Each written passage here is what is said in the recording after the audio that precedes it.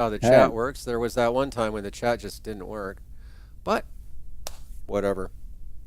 I ain't gonna start out today. Oh, uh, there, oh, what's there. that? This is a THC gummy, but my dosage for THC. What I have found is that I use less weed over time, but Yeah. it is more my dosage that goes down rather than my frequency. So Oh, I still use cannabis several times a week, but the amount that I use is I just kind of like maybe I learned it from you or um, oh what's the I just it? I mean What? unless I Yeah. really want to go for it, which I do once in a while, I like to get slightly high basically. Oh, okay. You just for how you're using it, taking less just works because you don't want to be that stoned. I think that is a reasonable way of putting it. And also, Yeah. we've talked about this kind of thing quite a bit, is that I sort of know what I'm shooting for, you might say. Oh, sure. Oh, here, I will turn on my sound a little bit. So I've got a new music. I'm starting to dabble in these. I've got a totally new That drone software. software that's only for drones. I mean, you can do other stuff too, but I'm really only using it for drones. So it uses samples. It's actually the UI is very pretty. It specifically has a gorgeous UI, but I couldn't show it to you because it's not on the same computer. Do you hear it? Ooh, I hear a buzz. Oh, well, it's coming through your phone, I guess. It is a little bit Oh, buzzy.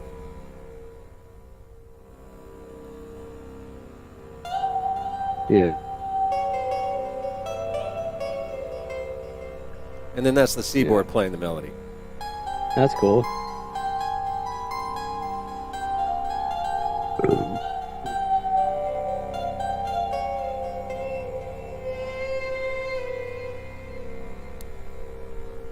Yep, so I have not fully integrated it yet or programmed lots of stuff into it yet, but the tone can change a bit.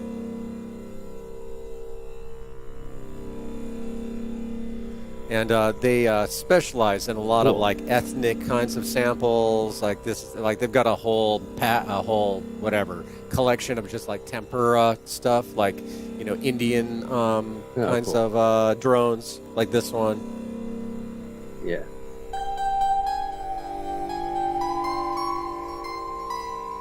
So yep, I just slowly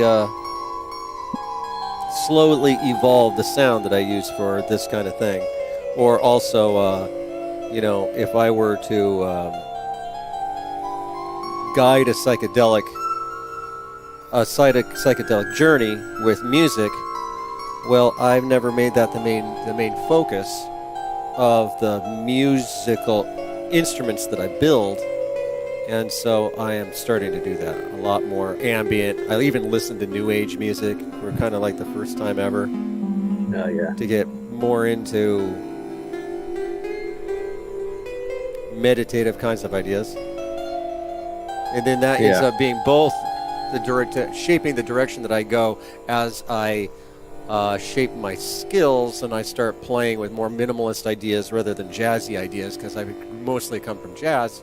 And it also shapes literally the instruments that I buy and how I program them and stuff. Yeah. Cool. Here, I'll turn you off.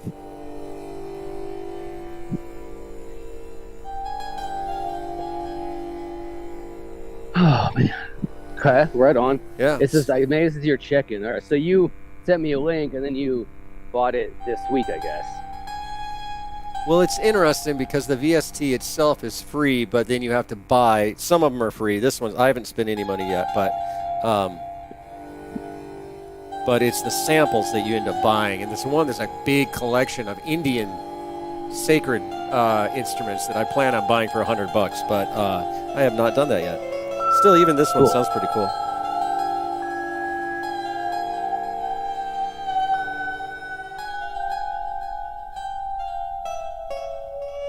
Yeah, awesome.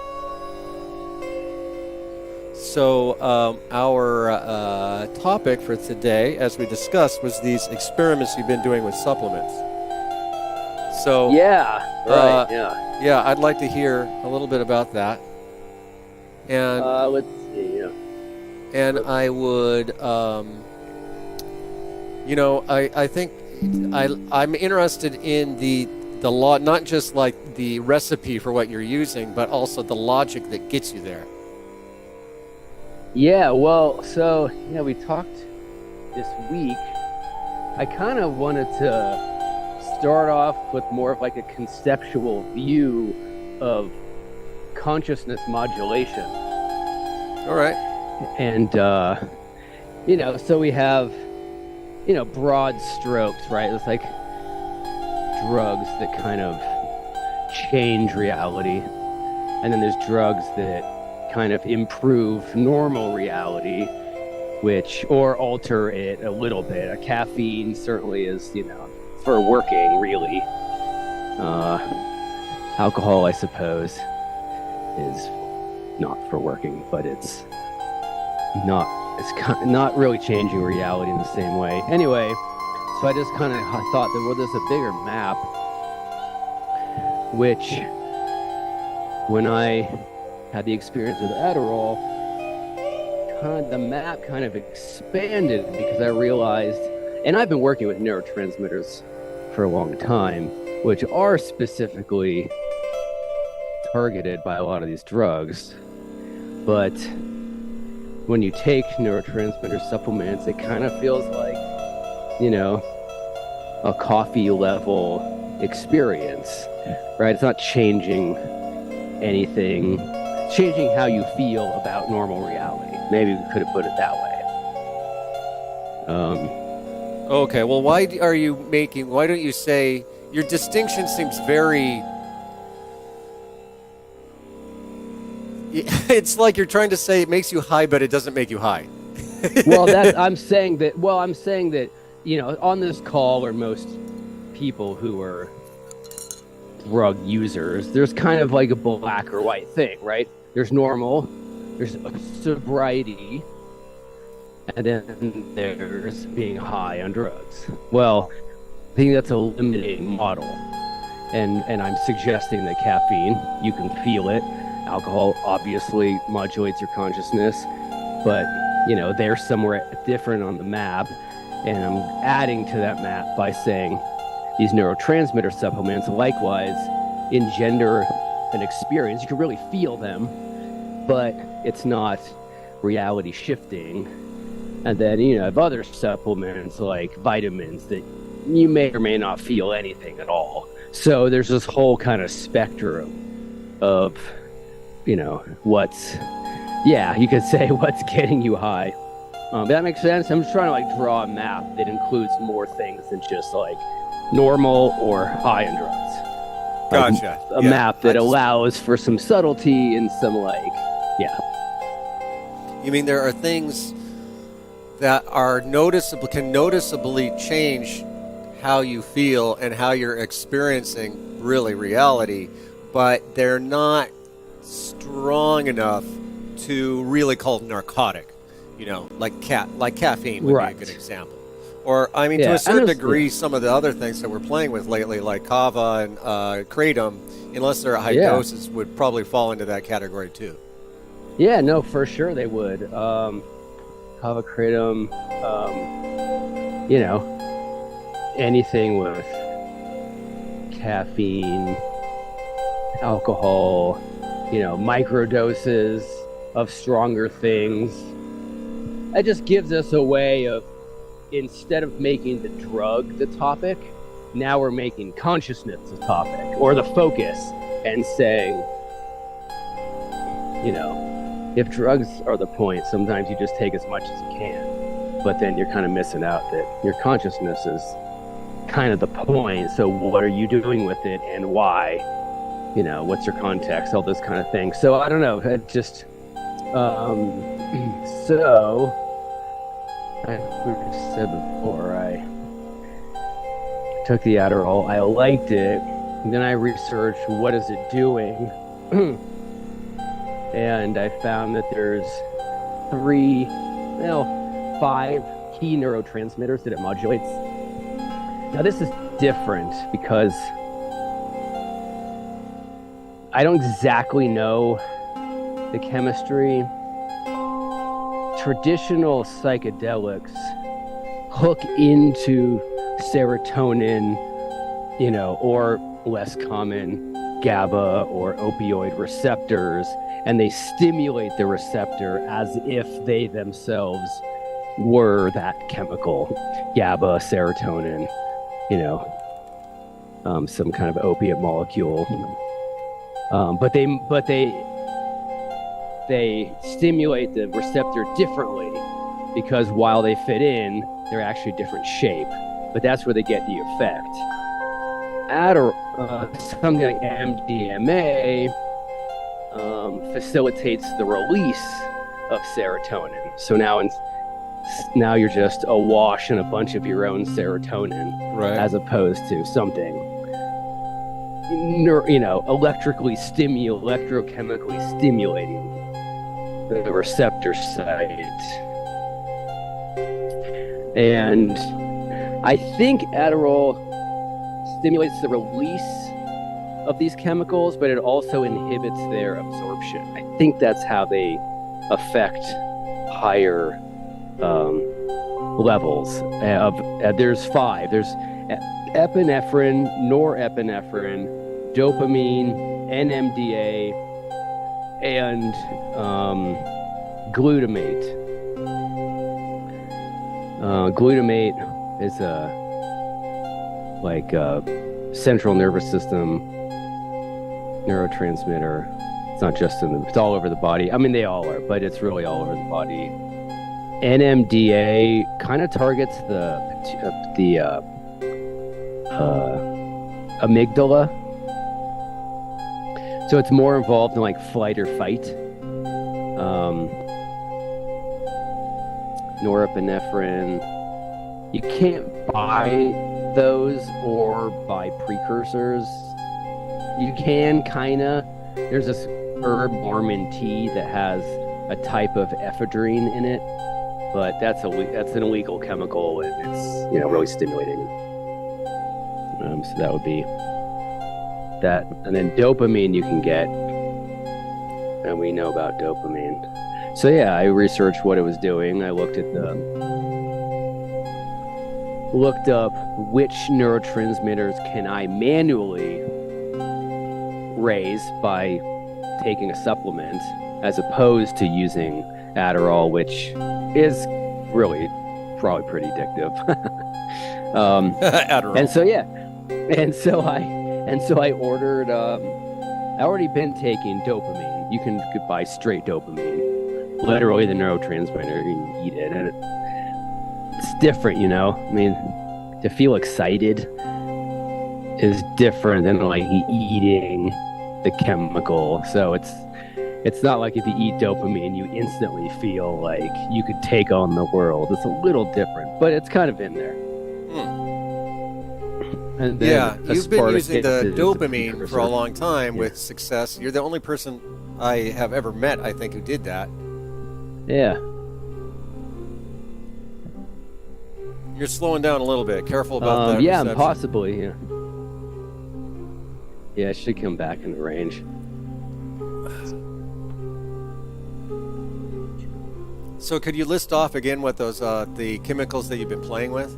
And these are all off-the-shelf supplements. That is what you're saying is specifically that you have picked out because they target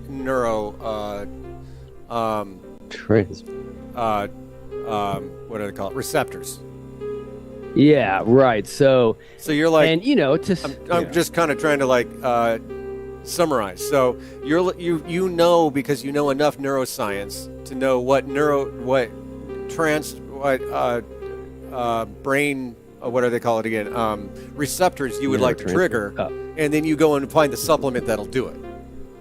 Right. Now, I mean, ultimately the chemistry is more involved because you have neurotransmitter precursors, then you have free neurotransmitters, and then you have the neurotransmitter targeting a receptor.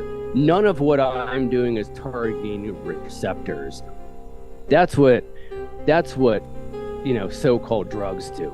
A drug is going to work directly on the receptor to stimulate it or cause it to release more chemicals than it's meant to, or inhibit the absorption of the chemical, right? So the more free neurotransmitter you have in your blood, the more effect you're going to have of that neurotransmitter. But it's the receptor's job, as far as I know, again, I'm not like great at this, but it's the receptor's job to release it and to reabsorb it. And it's always going to stay in balance. But if you want to modulate your it's out of norm, then you're going to aim for, probably more of the chemical in your blood than ordinarily you would have. That's why you have to take something to do that, as opposed to these other drugs which stimulate the transmitter specifically. Anyway, so I'm working on the eat precursors to the neurotransmitters. Then you have more of that. You metabolize it. Now you have more transmitter in your body. Hey, Can I interject for a second? Let's see here. We've got a couple people. We've got our buddy Hayes here, who's always here, and also somebody new. I don't think I've ever met him. Sibo is commenting a lot and mentioned a couple substances. Like, are you familiar with? I'll try to say it. Fintabut. Fintaboot. Oh. For that he associates with GABA, the GABA receptor. Does that sound right? Do you know what he's talking about? I'm gonna look it up. Careful! Yeah, you're freezing up a little. Name, but yeah, apparently, yeah.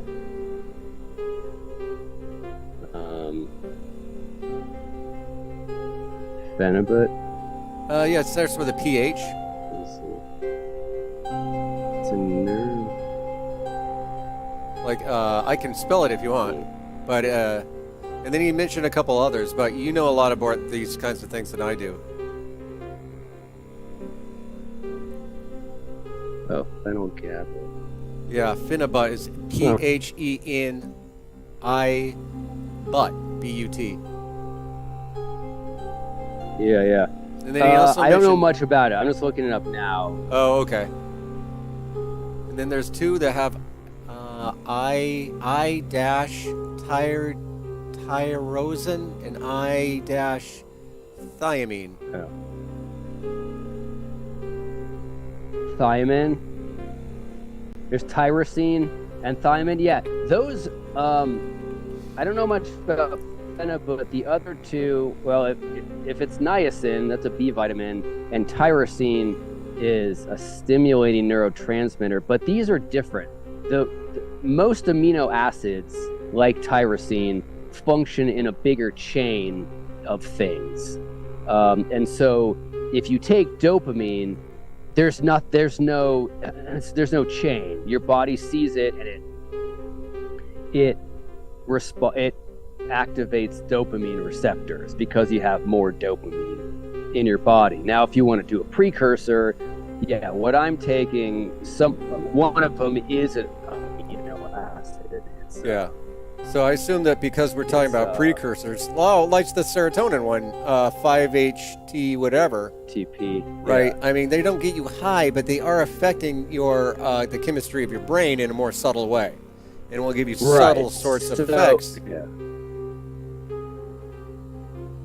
So you can take, like, carnitine is stimulating. I'd have to look up, if you take carnitine, what does the effect come from? Because eating more carnitine itself, there's no carnitine receptor as far as I know. But it's going to be a precursor for something else. Everything's a precursor in the body ultimately. They just keep changing. Your body keeps changing chemical shapes. But what I'm doing is looking for what's immediate to the neurotransmitter. So all those other things are great and super useful. And I've used a lot of those, but I guess in that moment at 2 a.m. after being on Adderall all day, I was like, wait a second, I have an idea. So I looked up what Adderall does, specifically neurotransmitter, what it raises, and I just ordered precursors. Anyway, so the short story is there's 3 that I can really work with. Dopamine, aspartic acid, which is a precursor to NMDA, which is I'd never heard of NMDA, but it's in the brain. It's really, it does something. It's not like fun. It's like caffeine. Like, you got to use it for something. You're not going to like take a bunch of the stuff and then chill. You're going to at least go run around the block. But, too much seems like it would be kind of uncomfortable. And then aspartic acid, and then glutamine, which is the amino acid precursor of glutamate, which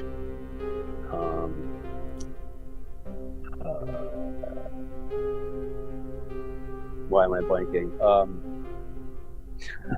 What's the dissociative drug we use? Ketamine?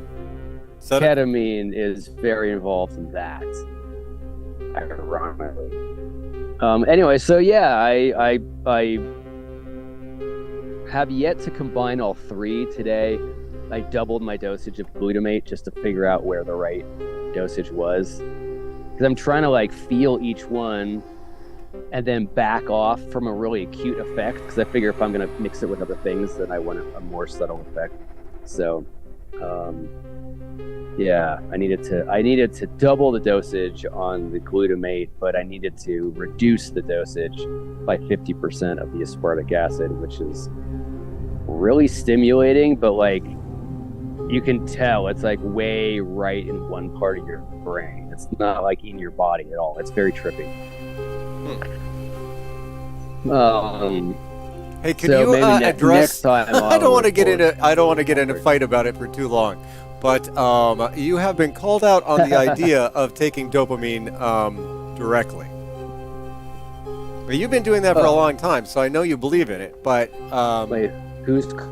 Oh, somebody wrote someone commented. All right. I mean, of course, with serotonin, this is common, right? That you can't just take straight up serotonin; it won't do anything, right? Right. So the claim is that the same would be the case with dopamine. Now, I don't know if we have much of a discussion, because I know you just don't believe that, and I'm not in a position to have an opinion. But you could address it for a second if you want. Is this a question you're asking, or did someone? No. Somebody brought it up. Somebody thinks you're wrong. Okay. Oh, and what are they saying? Oh, that you can't take dopamine directly. Just like you can't take serotonin directly.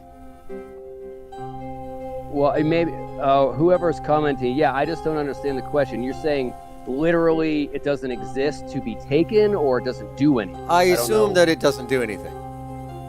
Oh, well, it does. I mean, it's worth, I guess, try it out. It's available. So regardless of what I think, there's you just do some research. There's somebody on the line's going to say something about taking a dopamine supplement, because there's 1 million of them and lots of people use them. Really? So, well, I'm not quite sure what I don't know, because I don't actually do this stuff much, but I will say that you're the only person that I know of that does. I mean, you bought it, so somebody must use it, but it isn't a common supplement, I don't think. Just straight dopamine. Yeah, I'm not even sure how I would measure that. I just know that historically I've suffered from depression, but it hasn't been serotonin based, which took a while to discover. It was because basically I was too bored. I was taught to be bored by my parents, who were freaked out and they wanted everything to be chill or something, I don't know. So let's just say that all of my stimulating hormones and neurotransmitters were low my whole life. And when I started taking dopamine, I discovered I had energy that I didn't have before. So anyway, I'm down to, you can call me on all you want. I'm down to respond. I just need a more specific.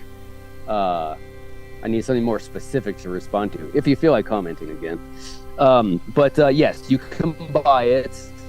It does do something. Obviously, it's subjective, and I guess if you want to know more, you could read the comments on Amazon's. The product I use is called Dopify.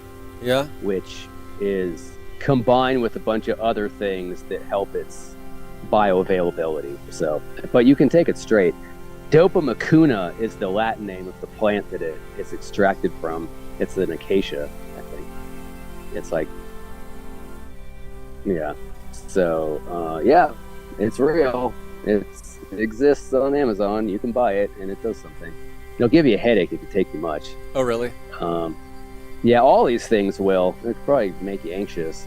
Actually, aspartic acid's supposed to give you nightmares if you take too much, because it's an amygdala neurotransmitter, which is all about fear and survival and stuff. But I don't know. For me, having a little bit more of that is good. Just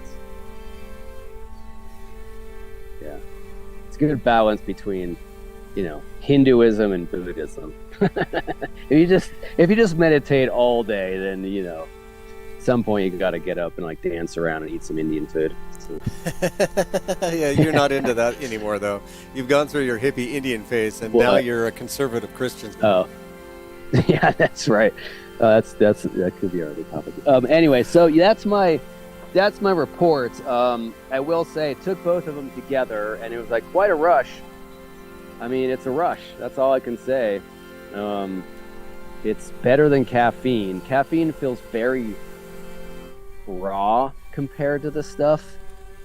I'm not sure how to put it, but when you take at least the other two together, which was my experience, it felt like you're ready to fucking take on the world, and you have energy, and you're obviously high. It doesn't, at least for me, it doesn't feel like a normal state. It feels like being high, but it's noticeable. You're high. You're if you want to call it a high, you're definitely high. Caffeine, I don't know, same thing.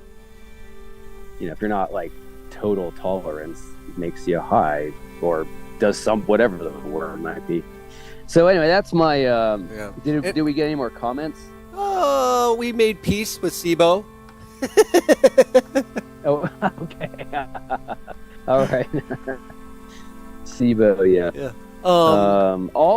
I'd like to add there that the backstory of this experimentation was that you tried Adderall. I think you talked about it last time, but liked it so much that you were afraid of addiction. That was my interpretation of what you were telling me. Essentially, I could see the likelihood. I could see if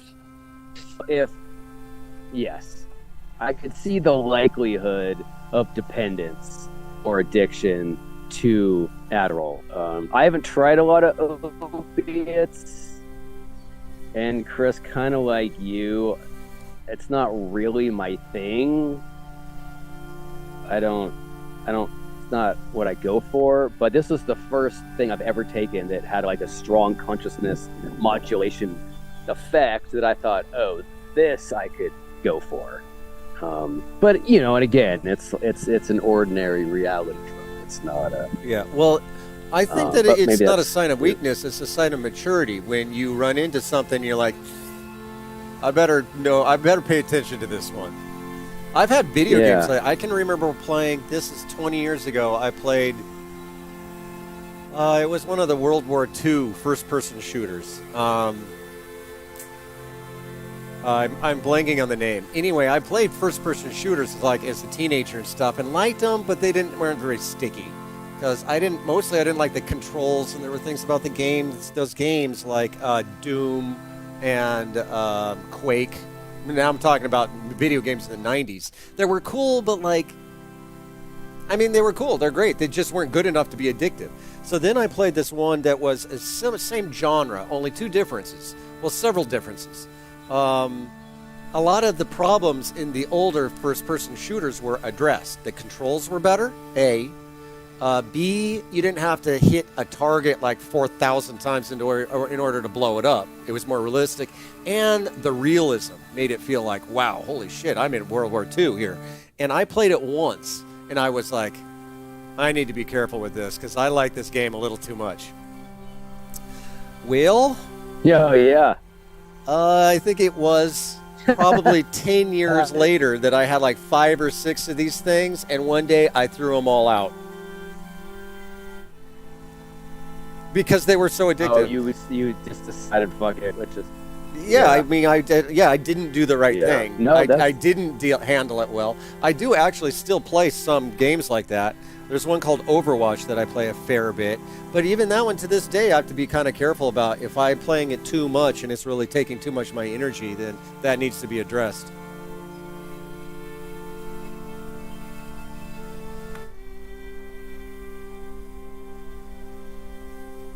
Oh, my poor cat wants in. I'm gonna let her in. Then she's gonna cause us problems. Right. I was gonna say it's worth, kind of considering that if we're talking about consciousness modulation. Oh yeah. I'm here.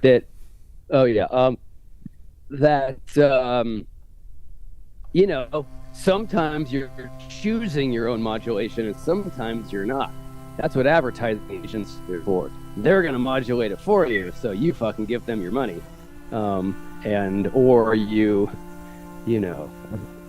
find an addictive video game and you're like, okay, this is modulating it, but I could see getting, not being choiceful over that. So I think that's kind of a good, I don't know. I like looking at it that way. Because, addictive drugs aren't a problem. On the seaboard. It's the addiction that's the problem. Right? I mean, coke and heroin, I don't know if they have much to teach you, but if you want to do them, then, go for it. At the same time, it's the addiction that's the problem, not the drug. I don't really think anyone should do those drugs, but I would make that distinction that... like you're saying. Hey, I had a couple of things, other topics I wanted to talk about, but we can always bounce back to this. The idea of using, this is the topic, so we can always bounce back to it. But I had a couple of thoughts. I've been thinking about, I guess both these kind of fall into the same categories, how you categorize different drugs. The DEA categorizes drugs, right? But believe it or not, they don't do a very good job of it. They, Schedule 1, Schedule 2, Schedule 3, right?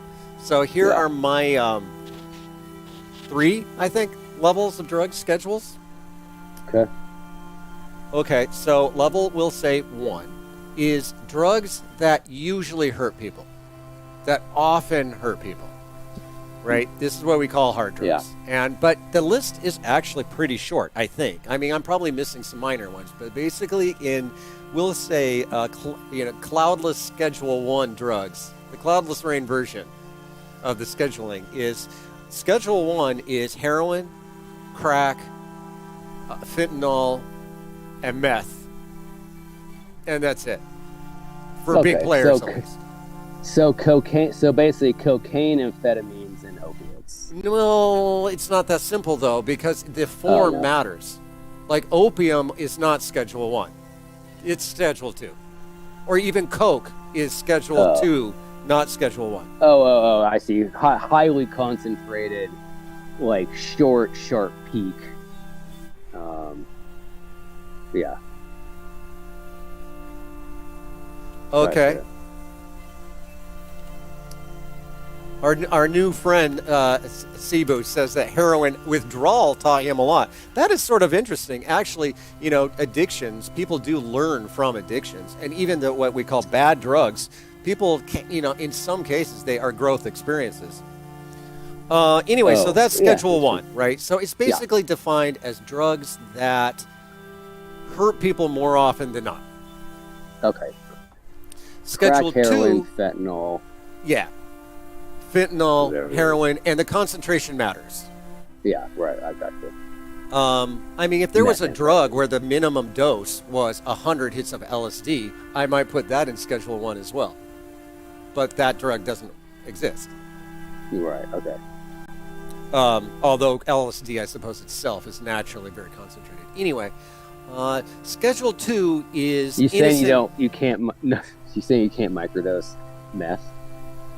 No, I'm kidding. All right, go Yeah, ahead. I know. I'm not. Yeah. Schedule 2. Schedule 2 is innocent vices. So it is substances that might hurt you, but honestly, they don't hurt most people unless they're stupid. Okay. The most powerful in that category, I would say, is cocaine. Normal in your nose cocaine, as opposed to crack. Okay.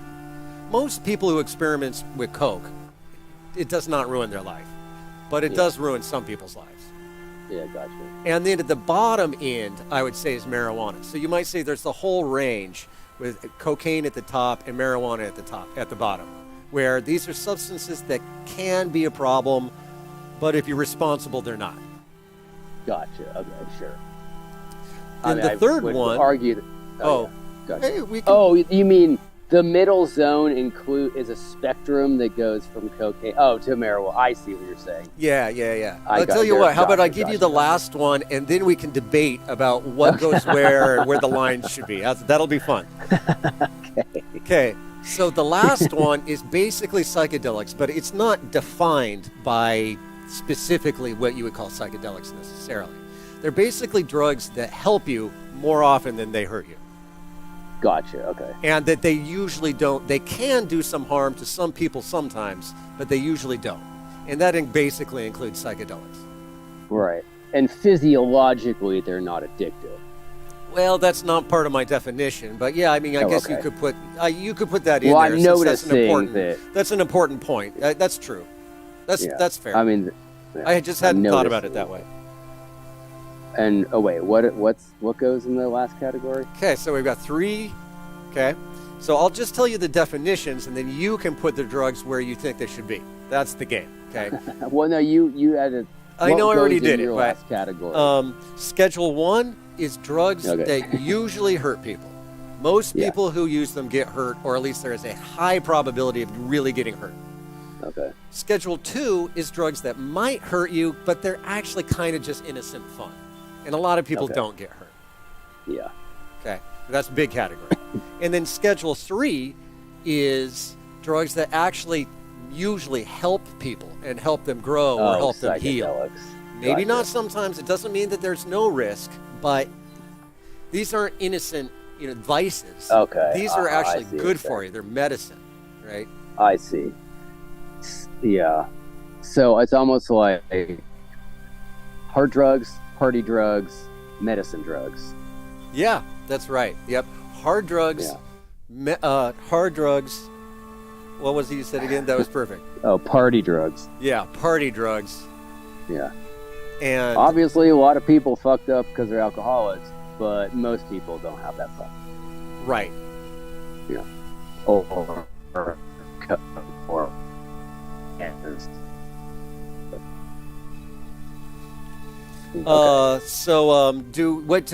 let's talk about the medium one, because like Coke, some people would put it top level. I kind of put it medium level. What do you think? Well, before that, I was going to say, and why don't we take a fucking realistic look? Where do you put most pharmaceuticals? That's a good question. I actually put legitimate pharmaceuticals kind of in their own category. Like they don't usually get you high, and they do help people a lot. I mean, chemotherapy, if you have cancer, can save your life, but it can also kill you but it can also kill you.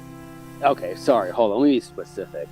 The opiate crisis, why is there a crisis? Because they're hugely addictive. Why are they addictive? Well, because they are, and people got them a lot. Because they are overprescribed opiates. So that's in Schedule 1 as far as I'm concerned. And I would argue that so are ADHD drugs. I know there's little kids that are taking amphetamines every day. And guess what happens when they're adults? They don't just stop. That either ramps up or they have withdrawals. Like, that's some, it's helping them the way they're being used, but there's a price. So maybe it's its own category. But I just wanted to say that contrary to DEA, gotcha, there's definitely some double standards, and people are getting hurt with pharmaceuticals because they're fucking addictive. Anyway, right. so right. Well, actually, Sabo mentioned benzos, which are like that, yeah. where they help 100%. people, and actually even like Psychonauts season, they're having a bad trip, it helps them come down, but they're also addictive and can be a real problem. Oh yeah, they're really addictive. I guess that level 2 stuff is, I mean, you're right, there's also pharmaceuticals that's its own thing. it's kind of its own thing. I mean, I don't know. It's a manner of use too. I mean, if you get some heroin and you bring it in a lab and you make it clean, whatever that means, and you dose it precisely, and you're not trying to get fucked up, you're using it dosages that help you, like, you know, whatever other opiates you take when you get your molars pulled out or whatever, that's still going to get you kind of high, but you're not taking it that dosage. I would argue that it's similar. It might even be the same chemically. I don't really know opiates very well, but, you know, I'm not trying to make it complicated. I like your organization, but I was thinking, yeah, there's also aims. That's kind of why I brought up, well, what do we say about neurotransmitters? Like, it gets you high, but it can't get you high, right? It gives you an effect like caffeine does, but it doesn't get you high. So the spectrum is smaller. There's like psychedelics. You can take a microdose, barely feel it, maybe notice have a better day. Then you just take a little bit, and feel like a little altered, or you can go in outer space. So but other drugs, you can't do all those. You can only do, well, I guess the lower ones. So if you raise the dose, it doesn't like always increase the intensity of the high. All right, I wanted to see if we had any debate about the status of marijuana and. Okay. Or actually, here's a couple of things. I think alcohol is borderline Schedule 1. It's Schedule 2, but it really does hurt a lot of people. Yes, and it's addictive. It's addictive. It's a different kind, maybe. I think opiate addiction, what do you call it? The process of it, and dopamine addiction process are different. Benzos, it's almost like a dopamine addiction. You're getting it's physiological, but it's more psychological. You get something like opiates and benzos. They seem to work more directly on your physiology, the addiction, like the effect. Anyway, I'm kind of making that up, but it seems like there's different degrees of that. Yeah, I agree. Alcohol, I think, is more problematic than nicotine is interesting because it doesn't really get you high, but it's really fucking addictive. Yeah. And it hurts a lot of people, but it's don't like really slightly. get high. The high is like kind of there. Kinda. Yeah. But you know the rule. If you have to ask if you're high, you're basically not. Actually, you could argue that nicotine is pure addiction. It doesn't really give you much, but it's really fucking addictive. It's like the opposite of psychedelics. You know which one I've always thought is kind of like that? Is gambling. Oh. I've always said that I've never had any interest in gambling. I'm so glad that, there's because I can have problems with things, but two things that just are not sticky. Opiates, they just don't stick to me. It's not that I'm responsible. Yeah. It's that we're just not friends. She's not attractive, Yeah. The other one is gambling. I could go to the casino, blow $100 and be like, I want my $100 back. Are you still there? You look frozen. But you're not going to try too hard to get it. Oh, you just froze out for 30 seconds. Oh, really? Let me see. I don't know why my reception's so bad. I'll go back to walk more downtown. All right, yeah, now I'm going to gambling. change sounds on my new So you're new saying synthesizer. you want your $100 back, but you're not going to try so hard to get it back that you No, it's just the cycle. opposite. I don't mean like I'm gonna go gamble and get my $100 back. I'm No, more like that right. was fucking stupid. I could have blown that on $20 cocktails, and at least I would have gotten 5 cocktails out of it. Yeah, no, fair. Yeah, I don't know. Well, I'm enticed to speculate why that is, but maybe I don't need to. But yes, Well, I know if that you about want you. to psychologize me, that's fine. I can handle Well, it. not you specifically. I'm just saying that. Well, one thing I recall, and you had a pretty well-defined model of dopamine dependence and cleansing and what addiction really is logically, and how to work with it. And you've told me a bunch of times and I always forget, but I thought it was really clever. Do you recall this particular insight of your past? You had like a whole kind of system worked out. Maybe when you were doing a dopamine cleanse. I don't actually remember, but I do remember going through a phase of really learning about dopamine, not so much from a scientific or from a chemical point of view, but more from a psychological point of view. Yeah. Part of it, I good. don't know that this is what you were pointing at, but I read a book specifically about the effects of dopamine. And one of the important things is suggested that some people have more dopaminergic personalities than others. Oh, yes. Well, And this blew me away. As I was like, even though I'm not a terrible addict, I do have a bit of a dopamine-oriented personality. Maybe that's why I'm not attracted to dopamine drugs, is because I already have plenty of it in my brain. I don't know, but or plenty dopamine game going on. I'm not sure, but actually, while having a dopamine-oriented personality is associated with addiction, it's also associated with creativity. Sure. Which means, and when I read that, I was like, oh my God, my worst problems my greatest weaknesses are coming from the same place as my greatest strengths. Yeah. That makes sense. I mean, shit, look at every single rock and roll star. Exactly. Look at Kurt Cobain or Charlie Parker.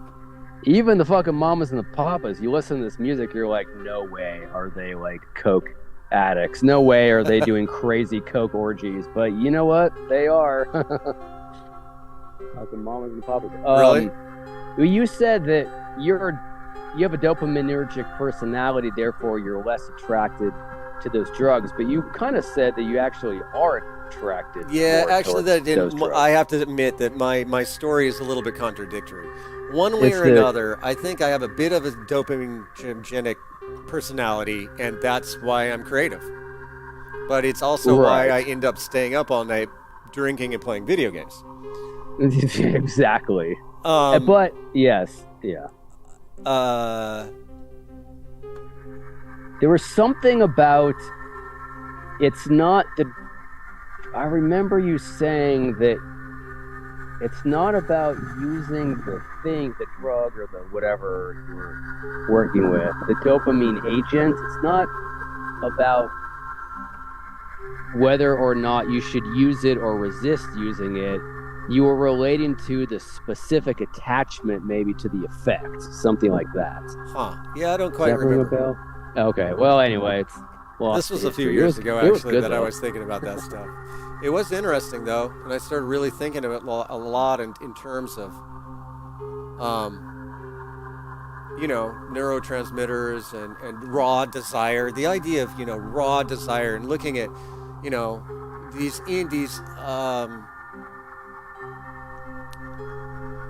personality traits that we have, and we own them a lot, and we think of them as very individually us, but all these things, they have evolutionary kinds of biological and ultimately evolutionary sorts of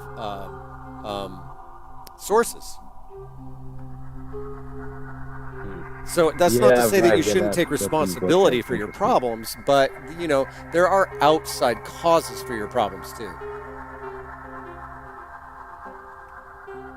Wait, expound on that. What I'm saying is, this is a difference of, I think, a basic difference generally between conservatives and liberals is that conservatives will generally emphasize that you need to take responsibility for your own life, individual's responsibility, right? Don't blame other people for your problems, and don't say that society is racist and keeping you down. Just fucking, put together your life, right? On the other hand, liberals tend to be more systematic and say, hey, the reason you've got problems is because you were traumatized, or because of systemic racism, or because, whatever, even biological consequences. We're doing a live stream. Yes. But I think that the real truth is both. Like, denying the influence of biology or like society on your life is really fucking stupid. But what's also really stupid is not taking responsibility for your actions. Both taking responsibility for making your life good to the degree that you can, and taking moral responsibility for the harm that you've caused. Yeah. And that the more conservative point of view and the liberal point of view might contradict one another, but they are both incomplete without the other, in my view. Yeah. Makes for a more entertaining fight, though, if you create these imbalanced polarities and then try to, figure out what to do with this polarity that you created.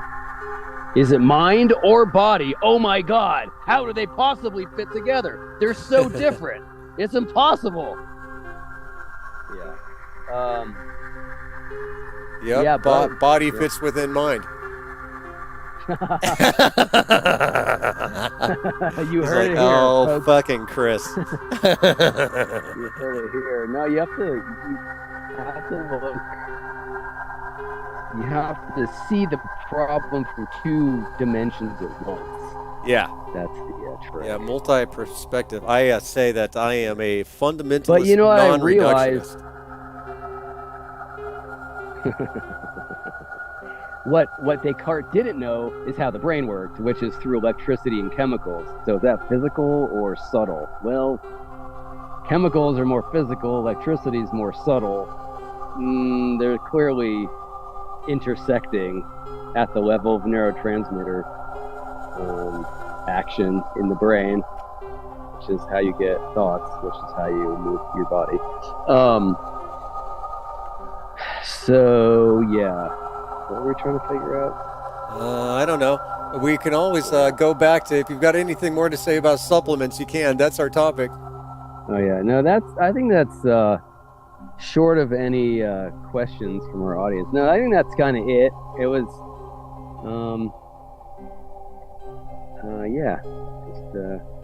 you do the same thing with caffeine, right? You see what does caffeine do in the body, and it'll say it raises this, it lowers that, and then you could use other things to do the same effect.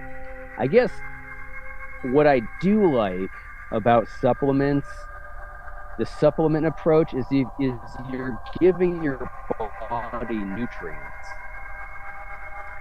as opposed to using nutrients. Adderall uses things. I could tell. The next day I was like, okay, that was fun, but it used MDMA. It uses it up. And 5-HTP is not going to get you high, no matter how much you take. So it's completely different. Yeah. But my point is that same thing with caffeine. It uses things. It doesn't give it to you. Caffeine doesn't give you anything. It's a chemical that stimulates your body to use more. But if instead of taking that route, you give your body nutrients to create more of those chemicals, now you're giving yourself stuff. And your body may not need all that stuff. So you get high for a few hours, and then it adjusts, and then it takes those chemicals and it turns into other things. But you're giving yourself more. You're not using so I prefer that. I'm still, at the end of the day, super into health. My whole drug consciousness thing is usually health oriented. I think it's healthy to know the nature of reality, and I think it's healthy to understand the nature of mind. Um, so if I wake up the next day and I feel like shit, I'm like, I don't know. There's got to be a better way to do that because that's not really healthy. And sometimes you can't avoid it, so that's fine. But that's yeah. I mean, a lot of traditions say that. That's why education exists. Maybe they don't use the word health, but basically it's better to know more things because it has these kind of health promoting effects of being able to navigate the world or being nice to people because you understand that people are different, because you'll learn that not everyone like you or whatever. So that's where I kind of come back to health. Is it healthy to have fun at a party? Fuck yeah, it's healthy. Is it healthy to like do coke every morning? That's not healthy. But it depends on what you're going for, because it's kind of we talk about this a lot, and that was maybe the dopamine thing. It's not about the drugs. It's not even about the drug effect. It's how you're using these things and why, and that's when it's harder because that's when you have to learn more shit and learn about yourself. And anyway, so but yeah, I like supplements because it gives you nutrients. And I guess we were so that's that topic. I guess you were opening up your scheduling system. Although I really basically agree with your system. I added pharmaceuticals, but that's kind of dosage dependent and other drugs that don't really get you high but are addictive. So that was like in its own category. Yeah, Um, yeah, I hear that. I don't have any experience with Coke really. I've done it like once or twice and didn't like it at all. And so I don't, but I mean, I would argue like, yeah, I know a lot of people who love Coke at parties, but they're not really addicted. Um, so it's different. Smoking shit's different, man. Even if you smoke cocaine, that's just different. It hums on way harder. Same thing as eat anything. I heard there exists a alcohol vaporizer, or it was an idea or something. Anyway, basically, your lungs are a good way to get into your blood, and it's more direct than your stomach, so it comes on faster and harder. And that seems to be, I guess theoretically, you could eat nicotine too. I guess a lot of cultures do, and probably wouldn't be as addictive. And I think it's the nicotine itself, though, that's addictive. Well, it's not all the smoke, Yeah. Well, Plus, yes, nicotine except does have an effect, especially if because I'm not a smoker. I no, only do it you're every right. once in a while. Man, I get fucking high on Makes you tobacco. dizzy. Yeah. Like Yeah, pretty no, strong, actually. yeah. But like you're saying, meth is in your category one, but Adderall doesn't sound like it is, right? Because I said amphetamines, right? No, methamphetamine, because it's so. No, I don't know. I mean, no one eats. I guess you do. People eat nicotine, right? It's chew. Oh, you can't. You actually, you're right about chewing because people don't do that because they would puke, but they do chew it. Right, and I don't Tobacco. know. I'm guessing the effect would be, the bell curve would be a little more mellow. Smoking. Like with salvia. Yeah, like anything, really. Our boys, both, by the way, are both artists. Hayes is a drummer, and Oh, Sibo is a photographer. oh, nice. What's up, y'all? Yeah, I would suspect you would. And people are popping That's in and crazy. out a little bit, but mostly we've got these two guys who have been with us for most of the stream. Oh yeah, cool. Yeah.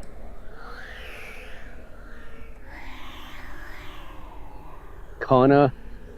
We'll have a report on Kana. Chris and I both ordered a new kind. Yeah. It's, Are you suspicious? One thing about Kana No. I've learned is that there's a lot of bunk Kana out there. Like on Etsy, there's a lot of stuff that's super cheap, calls itself a Kana, and then people on Reddit say that the reason it's cheap is because it's not real. Oh, yeah. I ordered something, and it did something, but I didn't want to do it again. So I thought I would try this stuff instead. And, yeah, so this one website, it had two kinds of Kana that basically were analogs of sativa and indica, cannabis, uplifting and bliss, I think they called it, or lift. But it's true, the certain alkaloids are more stimulating, certain alkaloids are more sedating.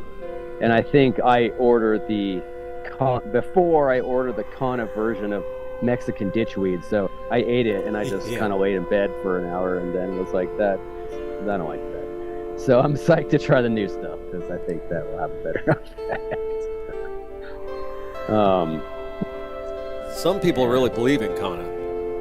Yeah, I kind of do, or I'm going in with that opinion. I think it's the real deal.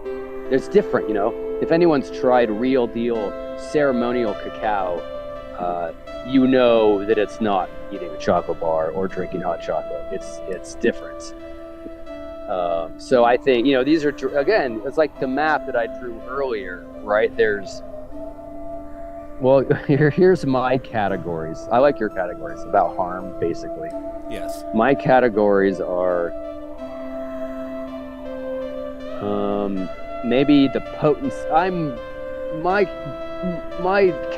categories don't even include things that I already think are dangerous and abusive and like doesn't teach you anything. So it's not a very good system as far as that goes. But use isn't the same. Right. Yeah.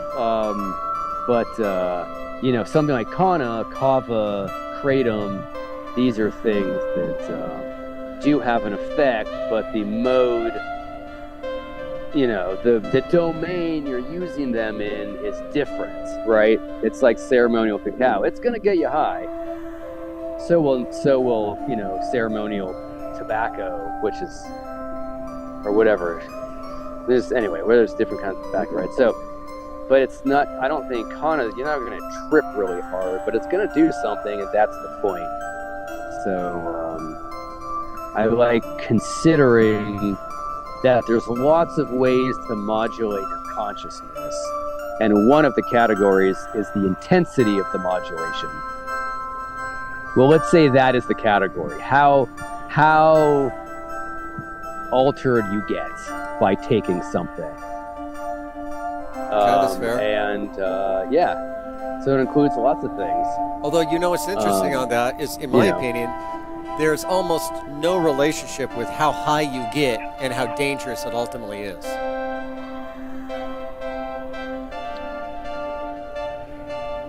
Oh, and there's no like one-to-one correlation. Yeah.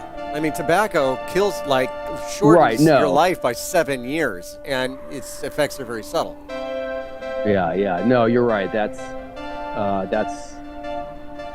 right. I'm not saying that's not what you're saying. I'm just saying it's an interesting fact.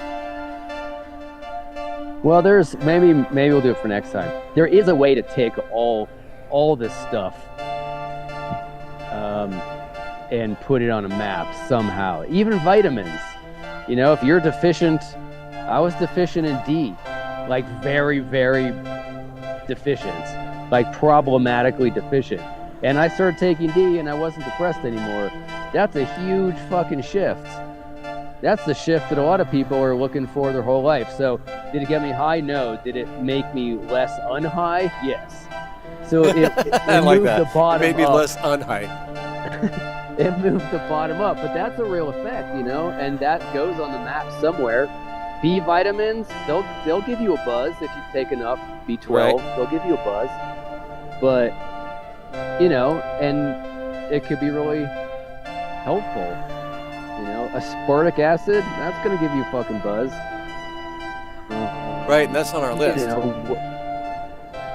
That's on our list. Vitamin C, no. It's doing something to the body. All these things are in the body, right? So I don't really want to say that vitamins can't be on the map of consciousness modulation. It's really subtle. You probably aren't going to feel anything. It's not psychoactive at all, but it affects the body, and so does everything else. Not primarily, obviously, but now we have part of our map is how, what dimension is it working on? The highest dimension in the body, let's say physically, is electricity, right, in the brain. And then you have like chemical neurotransmitters. And then as you go down into physical form, then, you eat calcium and it helps your bones get stronger. You can argue that it's on the same map. It's just a very different part of the map. Well, my position would be, that's interesting, because we say, well, what gets you high and what doesn't, and then we say, well, what does that mean? It means modulating your consciousness. But you go outside and you look at a tree, it just modulated your consciousness. If it didn't, you wouldn't see the tree. Yeah, well, there you go. Right, so actually, for that matter, then, we're not even talking about things that we take. What if you're going to modulate your consciousness with breathing exercises or guided visualizations? Chances are, if you imagine yourself on a beach, if you like beaches, versus imagine yourself in fucking prison, your body is going to really have a different response, and that's real.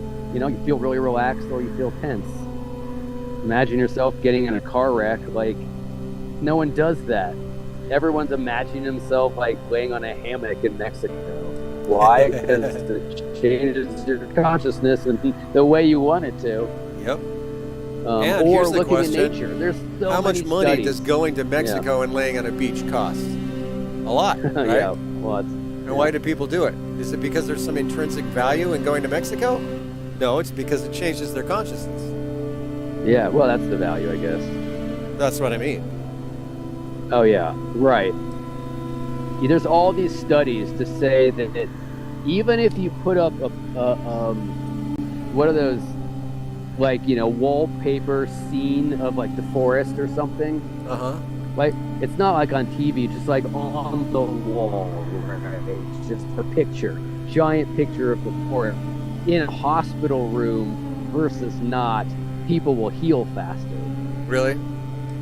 Looking at nature, because we're part of nature. We just forgot because we're modern humans. But yeah, that's modulating consciousness. Looking at a tree, it's not just modulating your consciousness. I mean, you could argue that the map could also hold things that modulate your consciousness, but nobody likes, right? Like, I don't know. If you drink Drano, it's going to make you feel horrible and you're going to throw up and you might die. But no one abuses Drano because nobody wants that effect. What's weird, though, is I remember we were talking about video games before. There are certain things, I think this is common.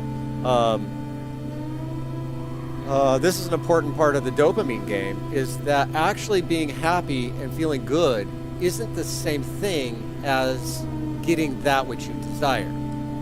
So if you're playing a video game, I'm playing Overwatch. I win about half the time. When I win, I feel good. But when I lose, I feel bad. And I lose half the time. Oh, you're saying the whole thing is dopamine cycle. Yeah. I mean, it's complicated. There'll be other things too. And but yeah, it's desire, right? And it's important. I think it's one of the most important things to learn about yourself is that which you desire and that which makes you happy are two lists that, if you imagine, those are two circles on a Venn diagram. They're not the same thing. What make you happy and give you, what were those two circles? The two circles is those things that you want is circle one. And circle two is the things that will actually make you happy, particularly in the long run. Oh, you're equating dopamine with happiness? No, I'm not. That's what I'm doing is I'm doing just the opposite of that. Is that I'm splitting it. Desire I'm uncoupling. Is dopamine. Gotcha. Right, because the natural assumption, I remember when I went through a phase or whatever, and in my early 20s when I was starting to wake up and, or whatever, I kind of hate the term wake up as if everybody's literally asleep. But anyway, I was growing a lot spiritually, but I was a younger man. And I remember thinking, wait a minute, instead of just doing what I'm told, I should just do what I want. And then it wasn't until another 10 or 15 years later that I realized that, yes, it's true, the authorities in your life can't always be trusted, but your desires can't be trusted either. Yeah. Yeah, so it's almost like dopamine is the excitement of feeling free to want something and then free to go after it and hoping you get it. Yeah, and then you get a big dopamine rush when you get it, if you win the game, but that only lasts a few seconds and then you're off to the next game. Yeah. And even more major things like getting the girl that you want. Like, that'll be longer, but it's the same thing ultimately. Well, unless it's a good relationship, right. And then it might actually enrich your life and be more than just a dopamine rush. Well, I was going to say that it's simplistic, but happiness I tend to correlate with serotonin, and excitement I correlate with dopamine. Yeah, that's simplistic, but I agree, more or less. Yeah.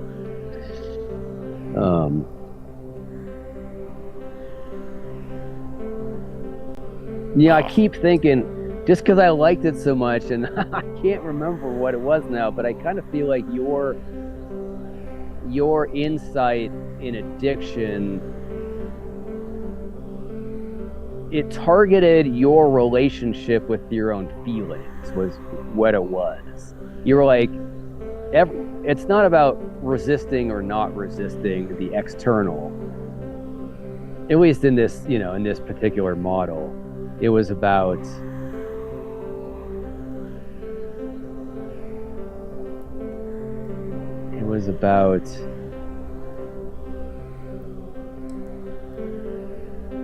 allowing the modulation in your feelings of excitement come and go, or just witnessing, just kind of bearing witness to your experience, as opposed to getting all entangled with your experience.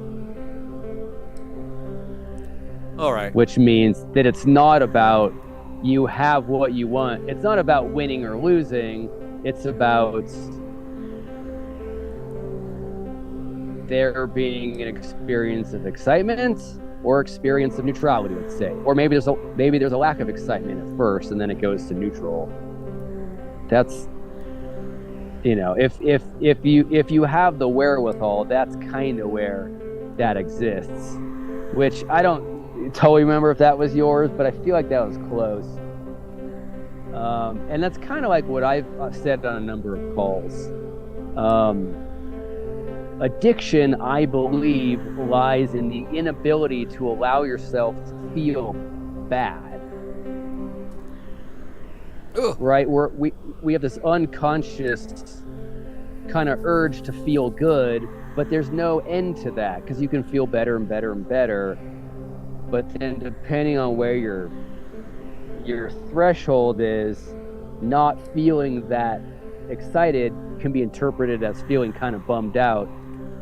But if you learn how to allow yourself to feel however you're feeling, then you don't have to fight it. You don't have to resist it. You don't have to use things to try to feel different. You just feel what you're feeling, because oftentimes resisting what you're feeling is the feeling. So you get into the cycle, yes, as opposed to just kind of allowing yourself to feel that way, and if you feel accepting about it, then eventually you'll just feel accepting, and that feels good, as opposed to feeling resistant, which feels frustrating, which is maybe how you're feeling in the first place. So that seems to be a root, because we have talked a lot about addiction and drugs, and I obviously get very heated when we're talking about we both do conscious You're obviously drug use. very heated. Yeah, I need to go potty, and I will be right back. All right. Why don't you, I will leave you with an idea, okay, while I go potty, is that biochemically, this is actually Seba's idea. Sibo, is that happiness from biochemically isn't just reducible to serotonin, but whether it's reaching an equilibrium between your major receptors. Of course, that's only the physicalist point of view. There's other ways of defining it. I will be right back. I would go with that. I would go with the balance, happiness, but then happiness and joy. Right? There's different words that kind of go more. To your point, there's words that go more into the center of you feel kind of balanced, accepting of life. Older people can come into a space where they just feel, I'm blanking on a good word, well adjusted, or they just feel at peace, maybe, right? You're not excited, you're not sad, you're not happy, you're just kind of like content. There's a good word. Contentment seems like a good balance of all the neurotransmitters.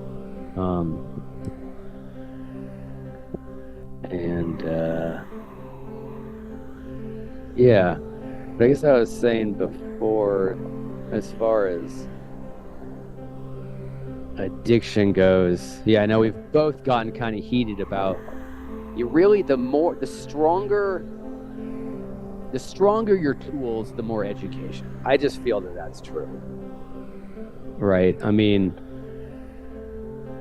if you want to own a gun, and this exists mostly, you need training. You're going to use drugs, you need training. Really, at the end of the day. Otherwise, it was fun, you used them, you had an experience when you were younger, then you realized you wanted to grow up, and now you're grown up, and obviously you don't do that stuff anymore because that's not what grown-ups do.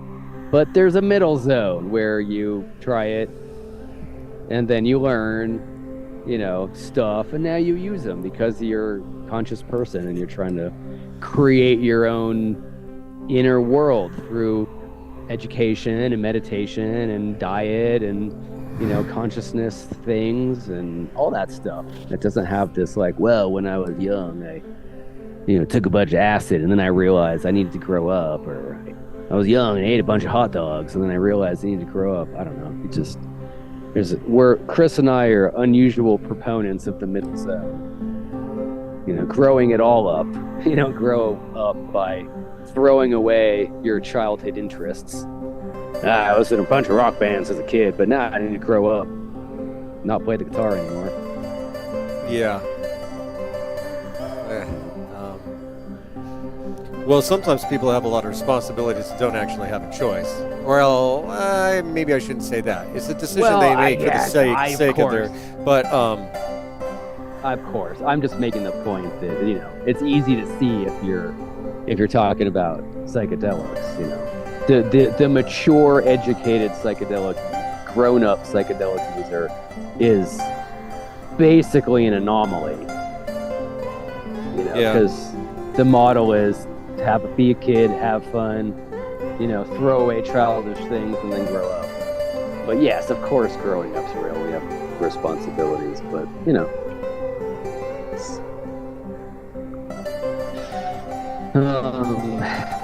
when I reached 30, reaching 40 was not a big deal for me, and I don't expect 50 to be a big deal for me because I've already sort of accepted. Wow, I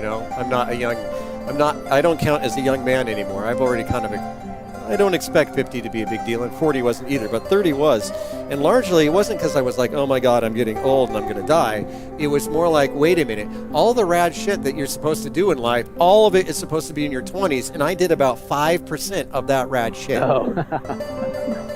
And I really freaked out about it. That's part of why that's part of why I had an open relationship for a while at about that time. That's why I went to China at that time. That's why I lived at a farm.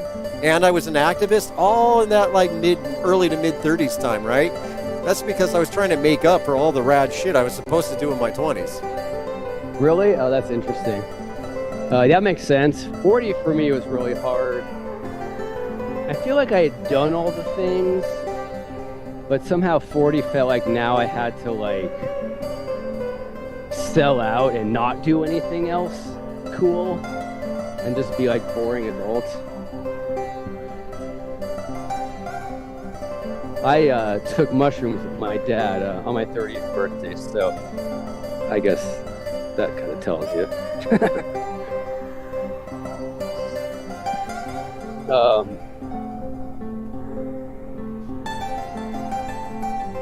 Yeah, you think 50 will be just kind of like whatever?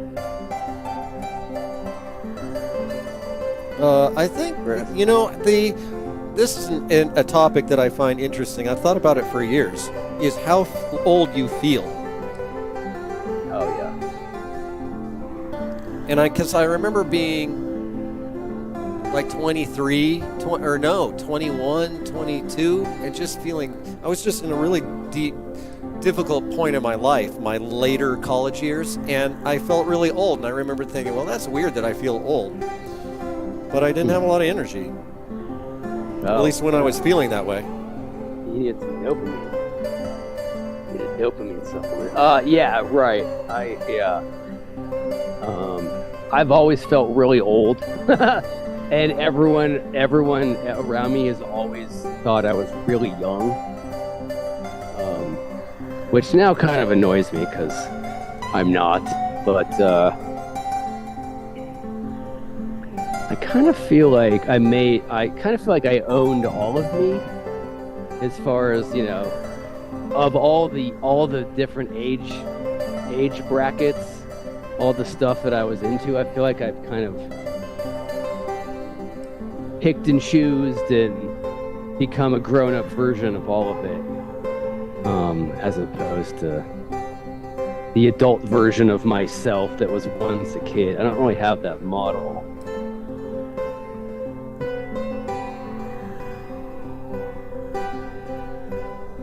You kind of said that about midlife once. What? You have all, you know, time, energy, resources, education, freedom. I mean, yeah, depending on your situation, but it's easy to. There's so many pressures that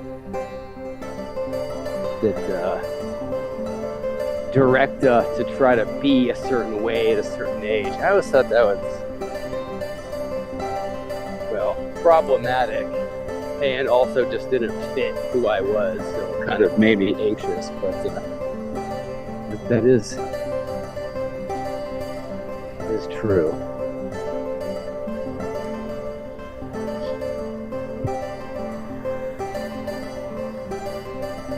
Someone I think asked, you were also. Sibo again asked, I think he's heard, oh, well, we've only had a couple of people today. I mean, total, at any given time, we have 2 or 3. Anyway, we haven't talked about salvia at all, which is not normal for us. Usually it comes up. Oh, yeah. And I don't know if this is quite what the question is, but I'll do it this way anyway. Is why did I get so into salvia? Like, you know, does it help with these issues? I think my relationship with salvia has grown organically over the years. Almost like another person. I mean, like me and Jeremy. We were in a band together 20 years ago. I didn't know he'd be in long-term my best friend, but that's just kind of how it went. We fit into each other's lives in a way that works. And,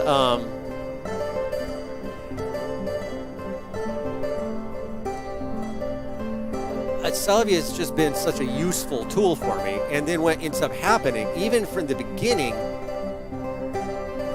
it was interesting, and I knew there was potential. Because if you can get really high for just a few minutes and just do it in the middle of your day, that is something that you can't do with the other medicines. So the potential is just screaming at you. Yeah. And then the more you practice, I consider smoking salvia a skill. Actually, drugs in general are a skill. That's why we do this show. But salvia, your relationship with it, my relationship with it has evolved a lot. And it actually, well, lately I haven't been smoking so much, but in general, it just continues to blossom.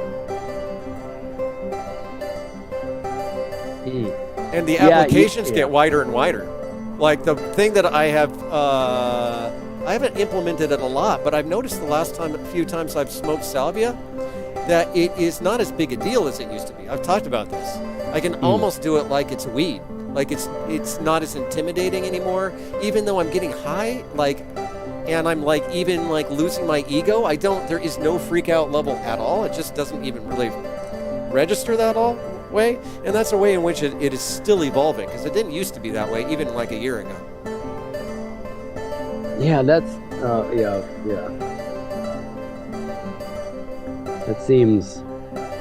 That seems natural, right? There's kind of, it's almost like so much of the drug effect is the borderline between your ego identity and its modulation. But if you are really good at letting that go because you practice so often or you practice so much, you can just then, it almost seems like you're high but in a different way. Like if so much of the high is feeling your normal ego be altered, but you just let that go more easily, then it almost seems like you can enter a territory where you can actually work in that dimension more effectively, because you're not also, working with the modulation of your ego. Does that make sense? Yes, I definitely feel like it has a lot to, in a way, it's not so much about my relationship with salvia, it's about my relationship with my ego, which I think is what you were pointing at. The idea of sort of like momentarily letting go of my ego, as long as I have a background feeling of being ultimately in control, it's not a big deal. In fact, when I meditate, that's pretty much where I'm trying to go to.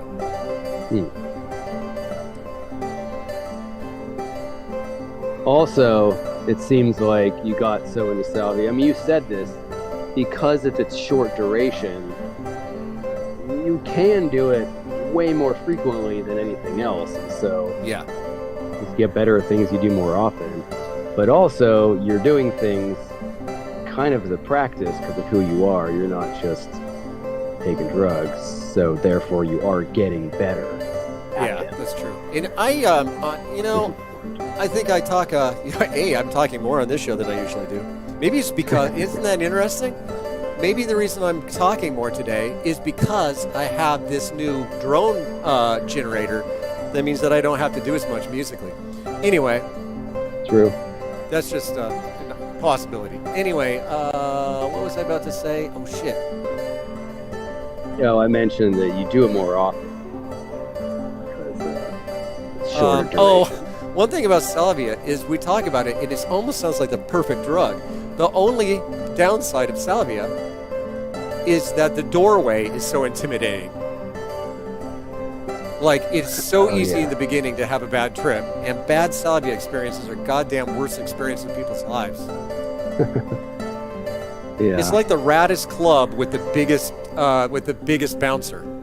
With the biggest cover charge. Yeah. Even when I did mine, and I'll keep doing it, but when I did mine, there was never a freak out. I mean, I knew what to expect and I have experience, but even when I was so deep into it, I was literally living a different reality or different narrative of reality, however you describe it.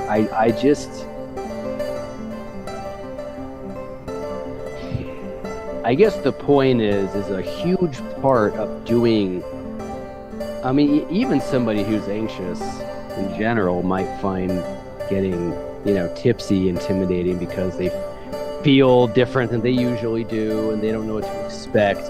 That right there is most of how the brain is processing novelty, right? It's looking at a novel state.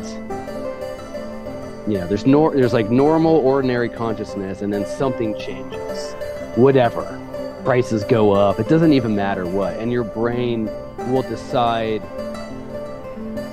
how to interpret that change. And then based on its interpretation, it makes another decision of how to respond. Yep. And there's all these like what do you call it? These optical illusion. You can trick your brain into. There was one I remember. I can't remember how it's done. Anyway, you're looking at a screen, like a projector screen, or anything, and you can trick your brain into thinking you're looking at the sun, where it's actually just a white spot on the page, and you feel your eyes kind of like squint. Yeah. But then you realize it's just a page, and then you don't. So there's always this two-part effect. But I think that's really key in modulation of consciousness. You are choosing to modulate it. Therefore, your brain already is anticipating a modulation. So when the modulation starts, and you're anticipating a quality, a duration, an intensity, you're anticipating the whole thing to some degree. And so you know what to expect. And if it starts to go outside boundaries, I had this with you, Chris, once. I took a 10 milligram cannabis edible and then, a small amount of mushrooms. And at some point you were like, well, I kind of feel like ready to go get a beer. And I was like, really? I feel like I'm still getting higher. Now, what actually was happening, I still don't know. And I'm almost certainly took the same thing, but it almost felt like because things were going out of bounds, my brain was starting to react to the experience I was having. And, of course, when it does that, it generates these other chemicals which tend to stimulate the effect. And so you feel it even more so, and there's this kind of spiral. But I would just, because the effect of salvia is so unique and marked, and most people don't know what to expect. To me, that seems like the effect is if you do it, you resist, your brain's like, wait, what? Like, doesn't know how to orient, then it kind of like freaks you out. But that to me would be really central in learning how to do these drugs in a smart way, is how to prime your mind to anticipate something so you can just go in there. Can I ask you an obvious question? Yeah, Captain Obvious. Captain Obvious. Have you ever had a bad trip on salvia? Like one where I was like, oh shit, fuck, what's going on? And tried to like come back or something. Why don't we just say vaguely negative? And then you can qualitatively go out from there. Vaguely negative. Not on other things for sure. Well, I would assume. Not on salvia.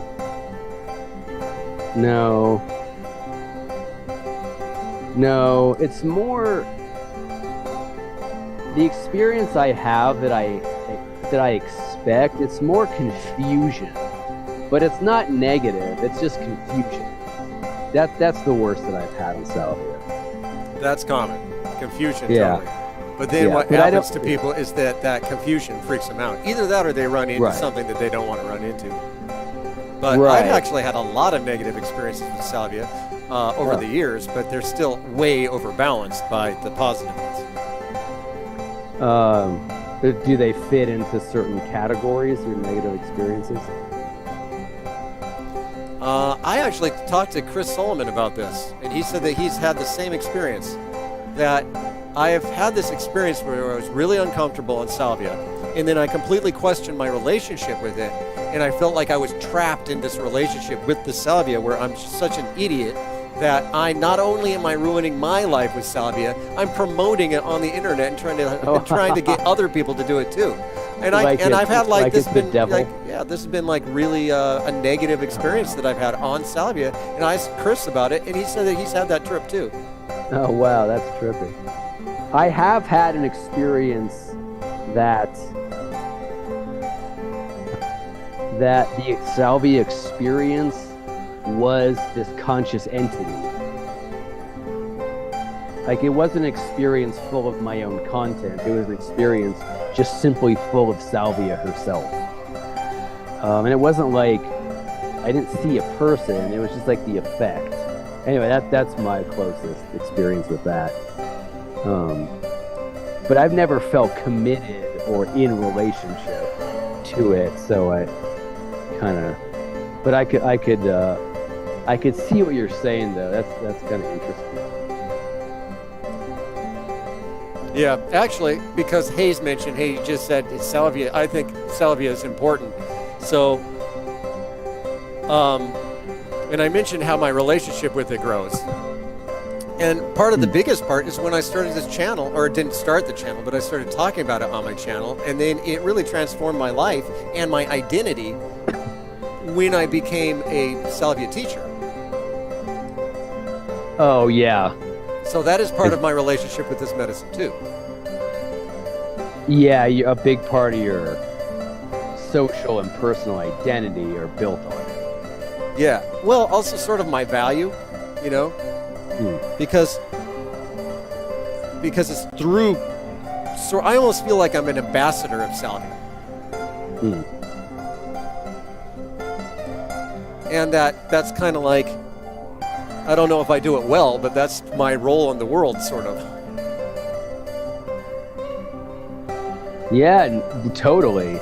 I mean, simply put, you're literally providing valuable, accurate education about useful consciousness plants.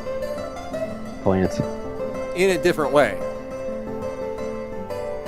And then when we work together, you've got a different point of view than mine, because yours is a lot more biochemical. Well, it's weird. You're sort of into more abstract philosophy than me in a way, and you're also more into the like chemistry than me, and I'm more into like the social aspects than you are generally.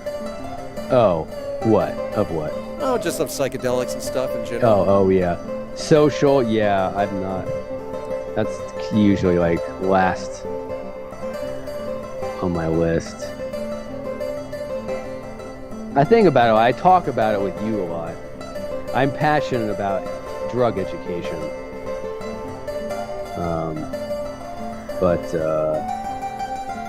Yeah, the way I work with them tends to be, I always feel like I have a goal that I'm pursuing, but I always have a hard time kind of putting into words, and I feel like I've had this one goal that I've been pursuing for like years and years and years, and I'm always looking for some kind of, sustainable state of expansion, you could say. But yeah, I look at it from different perspectives. I think mental priming is a big deal, right? If you know what to expect, things go easier.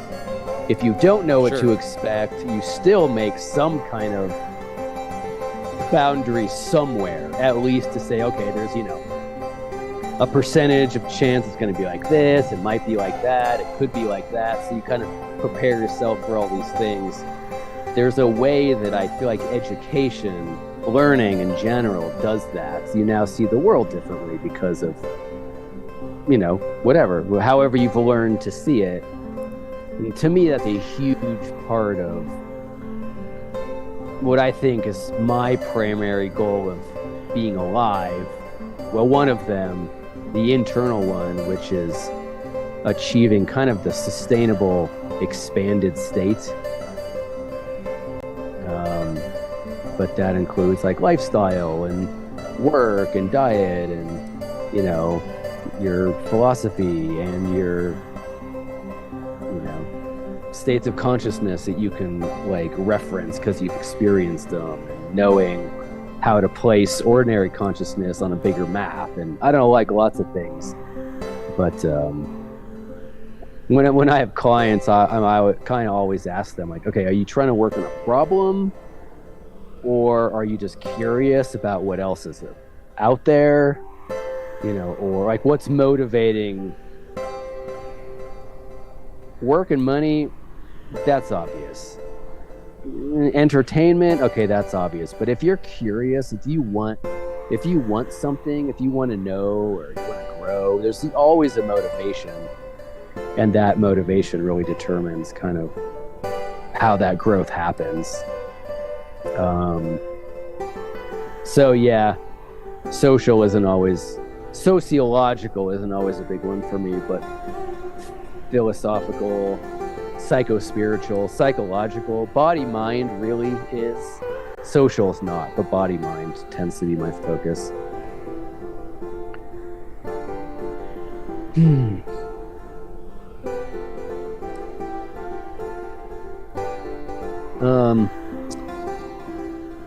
What else we got on our docket? Anything other interesting topics? Any comments? Some compliments actually on our fine stream. It hasn't been huge, but we've been pretty engaged with these couple of people, which is pretty fun. Excellent. Yeah.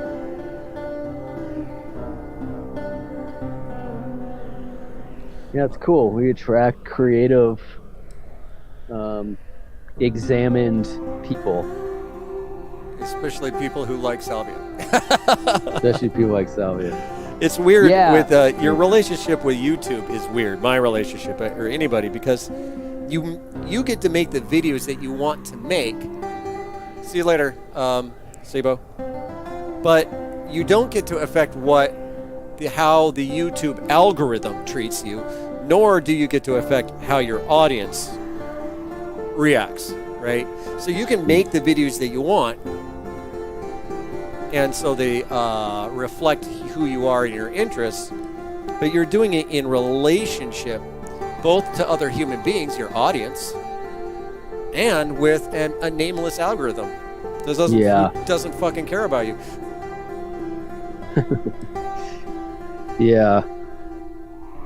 It's good you're sociological, because if it was me I guess I was just doing it, wasn't I?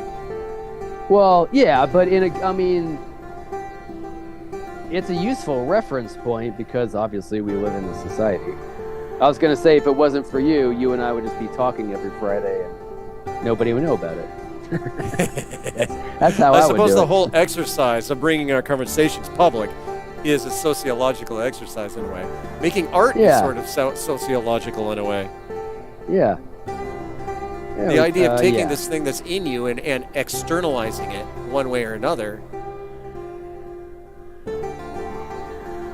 Yeah, making it a social thing.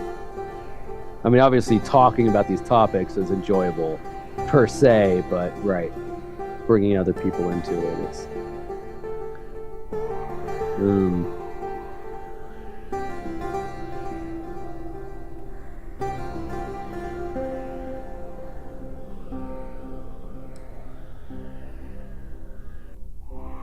Well, I don't know what else to say.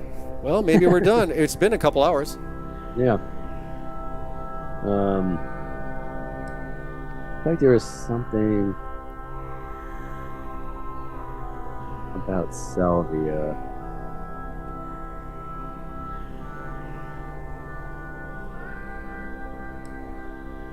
Yeah, I don't remember. One thing I do, and I have to take this into my next session, one thing I did realize is that the more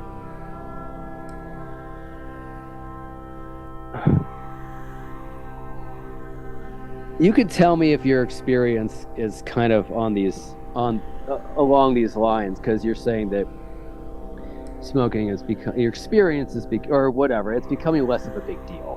Yeah. Whatever you say.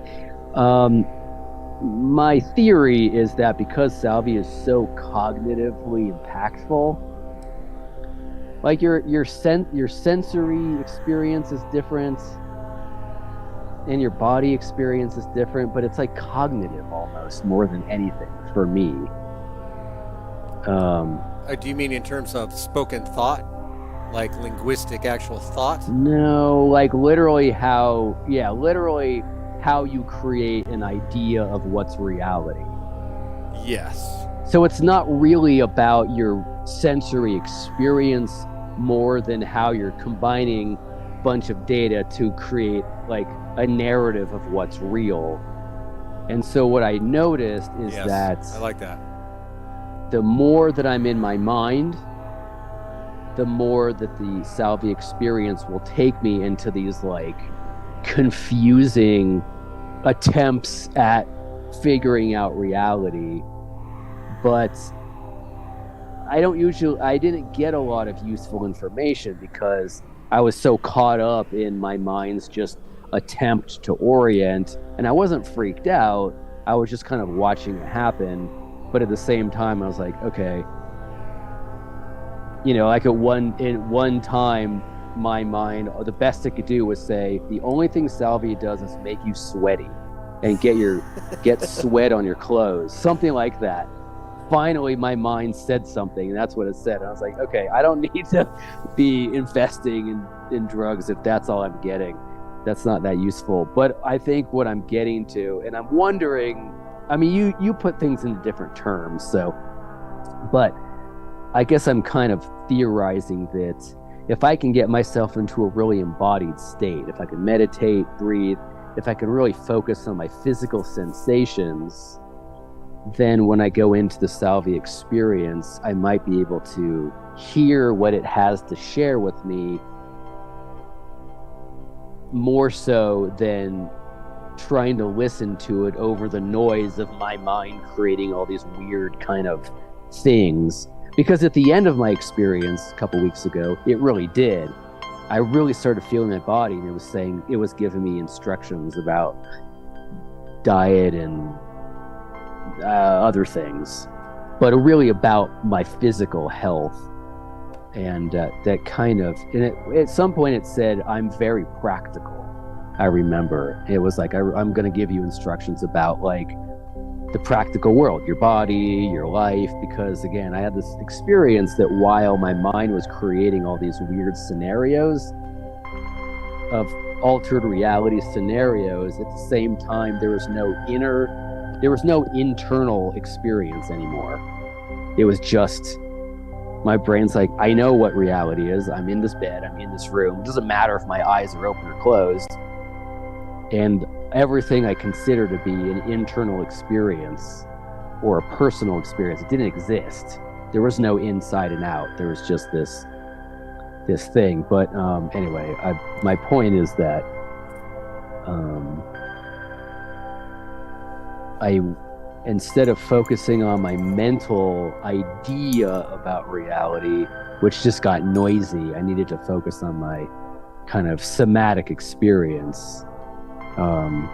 Anyway, I haven't tested it out yet, but that's kind of what I want to try to get myself into that state before the next round, because otherwise, whether you call it freak out or even if it's just confusion or otherwise, it's not useful. Most of our mind isn't useful. It's saying all sorts of shit and making all sorts of noise, and it's just using up our energy and distracting us from what actually exists. So I feel like salvia kind of heightened that truth, which everyone is in that, unless you're Dalai Lama. What you were describing was very before, as far as bits of data that you then collect and create reality with. Yeah.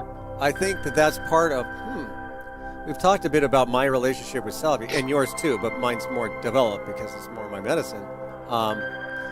That is really linked up to how I experience salvia and my deeply, like, the philosophy that I'm always sort of trying to expand on. Like, that is that's sort of my philosophic, how do I put it? It reflects well, or has a good, wholesome, it's a wholesome relationship with my worldview.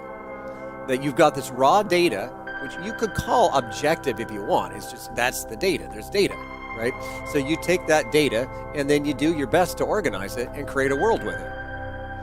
And this is what you're doing all of the time. That's the world that you live in.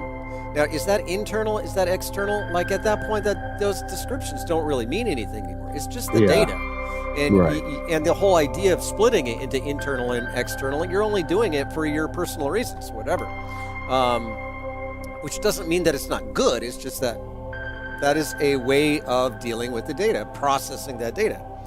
And I become very, very aware of that when I'm on salvia. Like when I'm really tripping, actually other things too.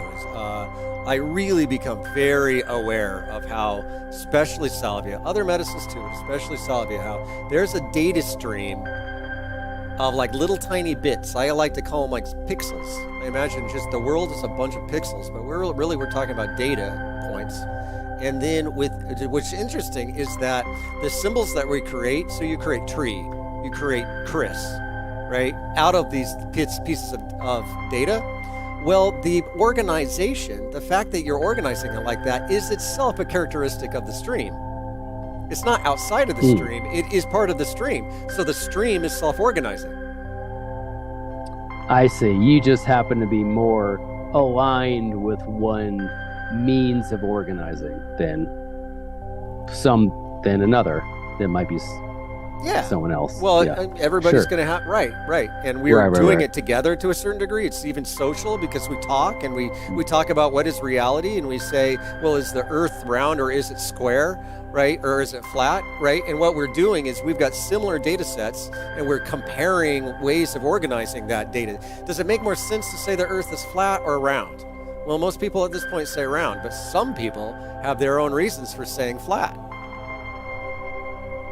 Right, so you're just saying those are equal in that you're just interpreting data in what's ultimately a subjective and kind of random way. Well, let's look at not random, but kind of. But it is still okay to say some perspectives are better than others. So let's take the analogy of just thinking of it as data. So you've got a data like, we'll take like an audio file, right? Well, how do you organize an audio file? You could have an MP3, right? You can have like an MP4. I think the MP4 has video, whatever. You can have a WAV file, what's a WAV file? It's the highest quality, most transparent version of that data, but it's also the largest file and the hardest to work with. So there's pluses and minuses to different ways of interpreting the data. And there's also codexes that are now obsolete. I can't think of one because I don't know enough about that like computer shit. But you can imagine a codex for interpreting audio data that no one uses it because it's obsolete. So it's not just arbitrary. You see, some interpretations are better than others. Oh, I see. Although the determination of what's better or worse has to be through some secondary effects of your hard drive fills up faster or takes longer or whatever. And well, anyway, then you get pretty subjective, but there's some kind of like overall health meter. Well, I can go into that if you want. Oh, sure. Because that's another thing is, okay, well, if you're taking this data and then you're organizing it in various ways, what are the standards for what is a good interpretation and what's a bad interpretation? What's the whole point, right? Yeah. Well, this is where I go, and I've talked about this before, but I think you might understand where I'm coming from a little bit better. I feel good about this conversation. This is where William James comes in. This is where pragmatic epistemology comes in. So the traditional main kinds of epistemology that most people are working with is that there's an objective truth out there. And once you find that one story, that one truth, all of the others are irrelevant because one story, my theology or my scientific theory, trumps all of the others and is itself part of the universe. And so anybody who disagrees with that is just wrong. Well, William James, in particular, there's other pragmatists, but he's kind of invented it, said, well, maybe that's not the story. Maybe what it is that we are creating stories basically for pragmatic reasons. I need to live my life. I've got all this data to deal with. So I'm going to create stories about that data that help me practically, that's its pragmatism, live my life. Okay? Well, if I think that the sun is raw, in most ways that's not very practical. I can't talk to I tried talking to Ra and it didn't work. So the theory wasn't very practical. On the other hand, I could imagine doing an Egyptian ritual and then talking to Ra might actually be useful. So I'll believe in Ra in that context. I will interpret the data in that way. Oh, okay. But most of the time, a more traditional scientific way of interpreting that data is just more useful because it just is.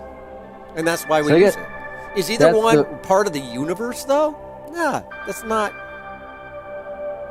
Oh, and you don't have to. Here's what's important: is you don't have to get rid of Ra because you believe in the sun. You can still go to your weird Egyptian shit and believe in Ra if you want to, if it has useful use for you. Why not? Right. I see. But if the sun disappears, there's no reason to create Ra because there's nothing to create it about. So that's a little bit like. I guess that's a little bit how I'm using the word health. You're basically saying it's pragmatic. You need to eat, you need to survive, basically, or thrive on some spectrum, which I suppose the ultimate spectrum is Maslow's. No. That's a good way of thinking of it, yeah. Hierarchy, yeah. So because a lot of these things are on higher levels of the hierarchy. They're not really about eating and screwing or raising kids. They're more about feeling good intellectually or feeling like there's no contradiction in your life. Right, or not bumping into things because you or folk. It's interesting to study folk science, folk physics, folk psychology, basically just our built-in kind of programming that tells us, if you're going to throw a ball, you don't need to be a physicist to throw a basketball into a hoop. Even if you've done it the first time, you basically know how reality works and you can get close. That's folk physics. So to me, that's what you're saying is you're going to create these stories that accomplish what we need to accomplish because of our particular existential situation. Yeah, that's a good way of putting it. I like that. That's kind of, that's a good way to put lots of conversations. 1 or 2 weeks ago, we were talking about. Yeah. I was asking a lot about that, but it's my position's a little funny and it's hard to describe, and you're always asking me about it. And I always make a big deal about how I tripped on MDMA and completely changed my metaphysics. But it's also a little hard to talk about because it sounds like idealism, but it's actually not exactly idealism. I mean, if you say, hey, the world is a physical place and the physical world existed before your mind, I'd say, yeah, that's a great theory. Oh. Am I willing to throw away everything else and just go with that? No, I'm not, because I don't think it is the complete theory. But that doesn't mean I have a problem with it. But if you're an idealist, you could still say that's a great theory. It's that's the construct of your consciousness, which you're not saying this, but you could argue that if you're an idealist and consciousness is all that exists, then no matter what's in it is fine as long as it's fine. It just is what's there, regardless of what names you're calling it. If it's a physical world, you'd be like, it's one more consciousness structure. That is more my position. I think of idealists, and maybe I'm throwing them out under a bus, but they'll say on an ontological level, the best description of reality is that the lowest level of reality is consciousness itself. And any theory that disagrees with that is wrong. Oh. Yeah, you're a non-combative idealist. This actually does. You're a non-dual idealist. I'm a fundamentalist non-reductionist. Who, and you know who else is a fundamentalist non-reductionist? Ken Wilber. Ken Wilber. Yeah. Did you know I was going to say that? Yeah, somehow it popped into my mind. I see. Well, it's almost. Well, you're. Huh. See what you think of this. Okay. The person creating the categories is motivated. I would call you an idealist. However, somebody who calls himself an idealist might be philosophically motivated. You're a pragmatic idealist, which is to say that you're not out trying to fucking publish papers to keep tenure and argue with everybody about your theory, because the existence of the theory isn't what you give a shit about. What you give a shit about is idealism, that things arise in consciousness, and it really doesn't matter what it is. So anybody who has any theory can still fit into idealism. You can't really fit other theories into realism, but you can fit other theories into idealism. But if you are a tenured philosopher, you might want to argue, because you're not trying to use your theory, you're trying to defend your theory. But you don't want to defend your theory. You're a pragmatist. Therefore, the lived experience of your theory is what you care about. Does my theory feel relevant in my experience? Is it practical? Is it pragmatic in my daily life? I'm concerned about my daily life. Does idealism work? Seems to make sense. But if your job was being a philosopher, then your whole framework would be different. And does it exist or not would be more important than does it work, or does it seem to fit? You know what I mean? Well, yeah, but I disagree with you, because William James is a famous philosopher. And and he's a pragmatic. I mean, you're making. I hear you trying to make the distinction, like, well, if you were like that, ultimately I'm an idealist, but that I'm not into the fight. And I mean, maybe that's, I don't know. I can actually get kind of pretty fired up about philosophic issues, to tell you the truth. Well, that's true. But if you're not, wait, what's William James' stance? He's a pragmatic. Yeah, he was idealist. A pragmatist who said, Okay. essentially, what the way I'm interpreting it, actually, anyway, is that what we call truth is an interpretation of our experience that just happens to work the best for various reasons. I'll have to look into it more. No, that's exactly what I'm saying. I'm not saying that a philosopher has to be reductionist. They can have any perspective they want. I'm arguing that you're an idealist, but that the word idealism is generally defined by a reductionist philosopher who's espousing a philosophy and defending it against other philosophies because their motivation is intellectual. So I'm only making a distinction between basically your career and theirs, and how you use terminology based on that. That's it. It's neither here nor there. Your position seems sound.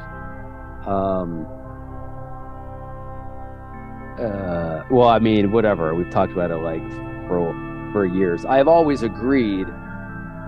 I always try to get to this like next underlayer though. Oh, I don't like what's motivating you to present? Why are you calling yourself a non-reductionist pragmatist as opposed to simply an idealist?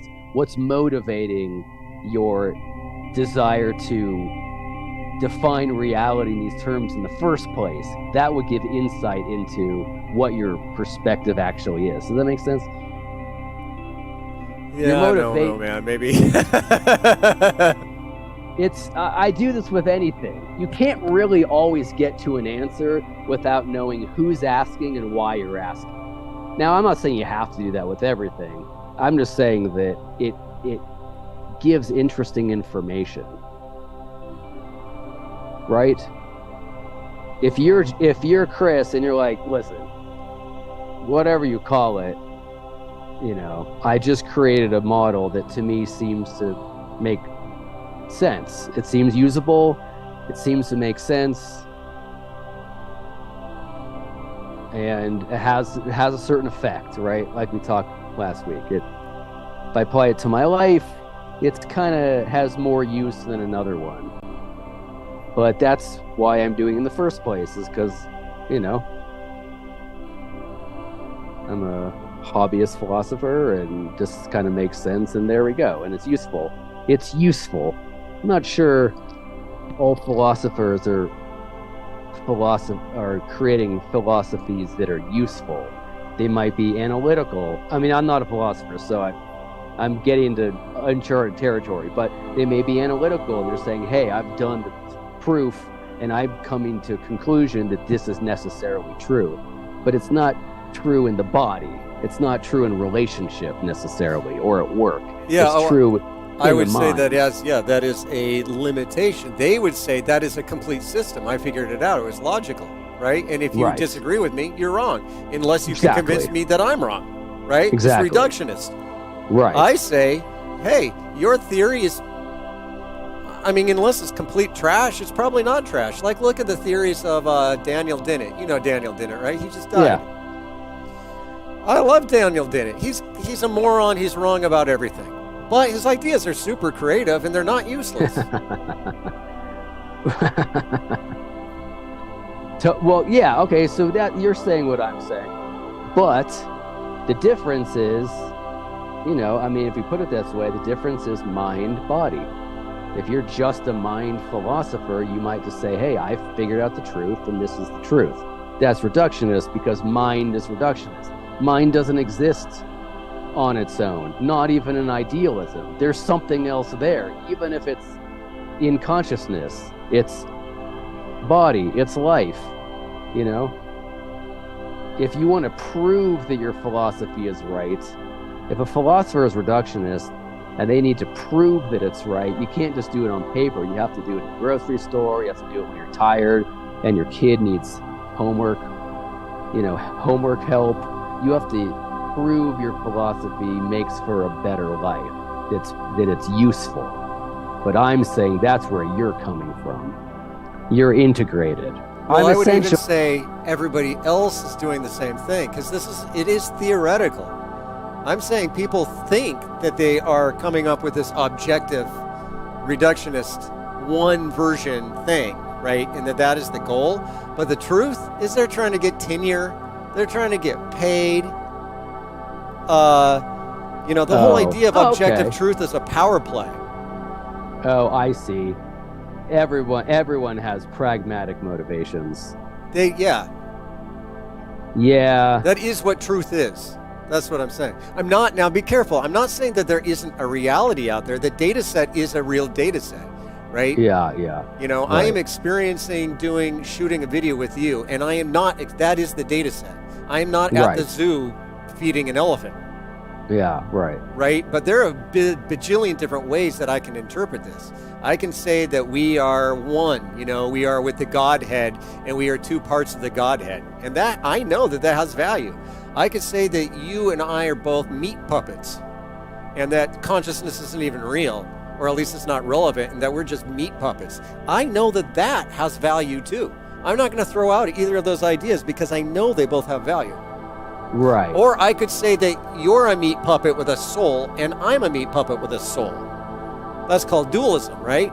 Now, dualism always gets trashed these days because mystics don't like it and physicalists don't like it either. Except most people are dualists. When they go to the store, they're a dualist. When they go to work, they're a dualist. They don't admit it, but dualism is very practical for living your life.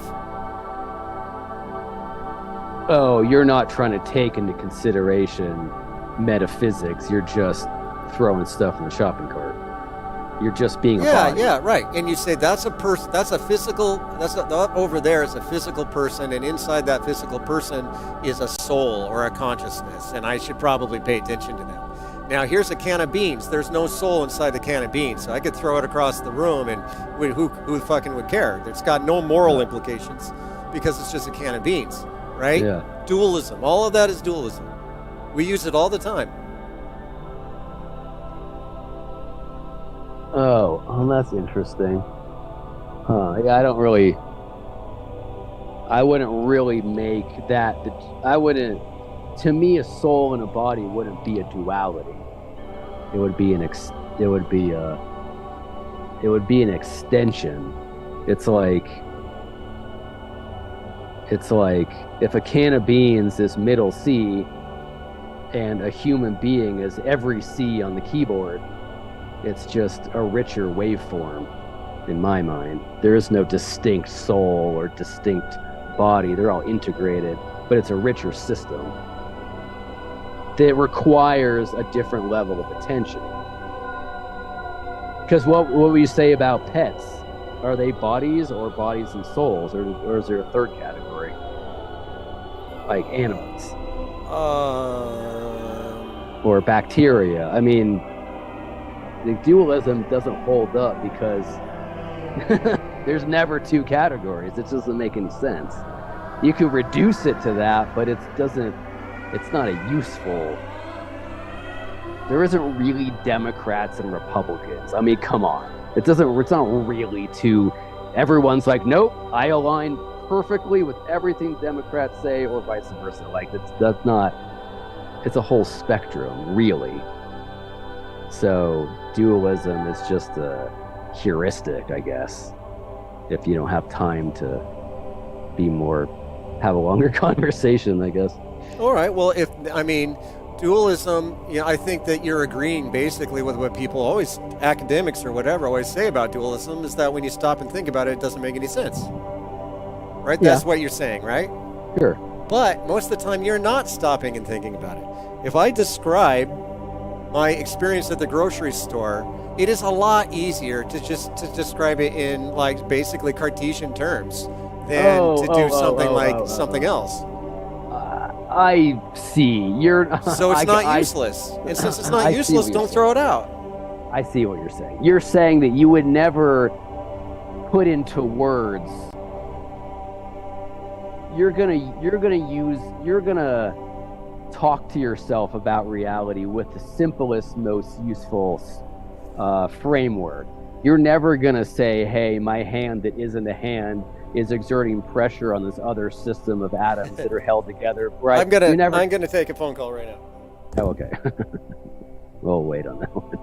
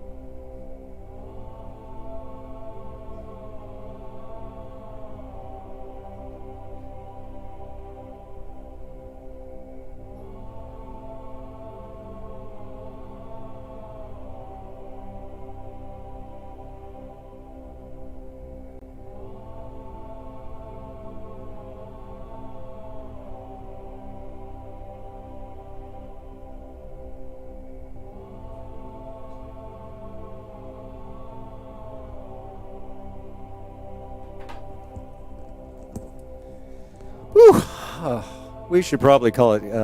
This has been a good conversation. Our crowd has been smaller than usual, but like I said, which is a little disappointing because last time we had a lot more and it was our biggest one. But I feel pretty good about it. I think that good. I think our shit has actually gotten better. Good. You should try doing something crazy. I should? Yeah. Like watching one of the videos that you're making.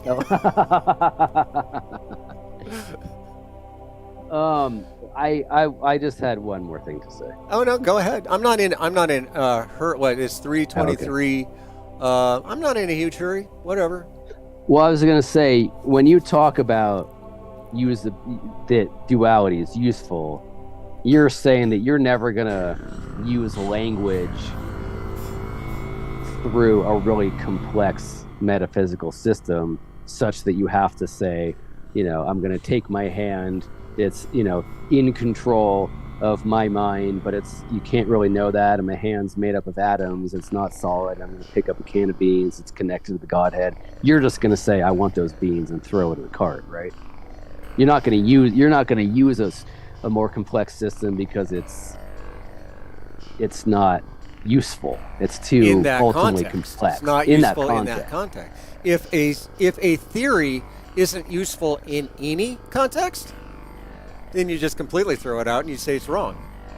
Right. Okay. And in theory, it is a possibility to have, in theory, if you had the, like in physics, they're always talking about the one theory, the unified Right. theory. Now, Sure. I have essentially religious. The idea of a unified theory is essentially against my religious beliefs, as you can tell. Really? Well, I mean, isn't that what I'm saying, kind of? But if they were to come up with the one theory, I mean, think about it. Their unified theory has to be able to explain black holes, and it has to be able to explain protons, and it has to be able to explain the nuances of my relationship with my mom. And it has to be so complete that there's no reason to have any other explanation in the world for anything. Right. Are they going to come up with that? I don't think so. If they do, then they've come up with the most practical theory that's so practical that you don't even need anything else. But I'm a little bit skeptical about that emerging.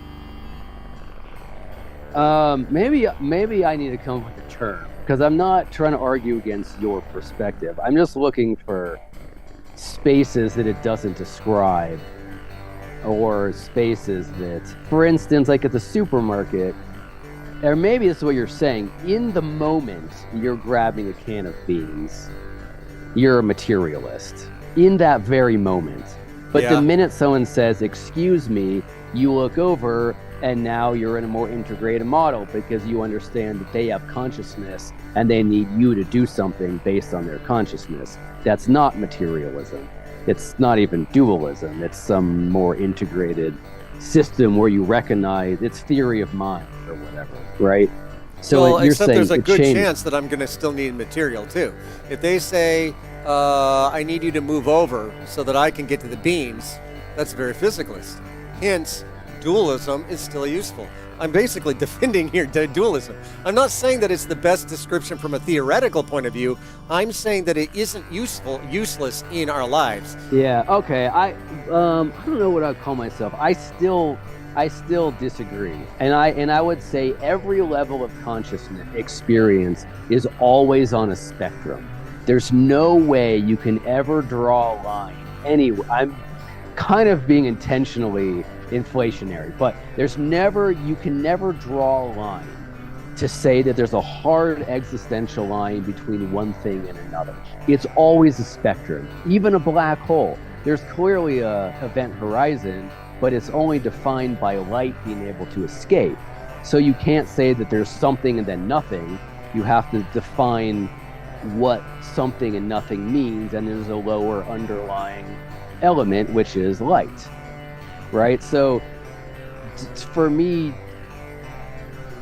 it's even in the brain, right? Maybe it takes more of the brain to relate to a human than it does to relate to a cow, than it does to relate to a rock, because there's more aspects of your brain that are being awakened by the interaction, right? If you're a rock and I'm just looking at you, no one's looking at me, no one's responding, there's no consciousness. That's one theory of how we evolved is in human consciousness, is the more we interact. I'm getting another call, and at this point, are you? Oh, I'm at the bummer. end of my week, so I have to work. Because it's the end of the week.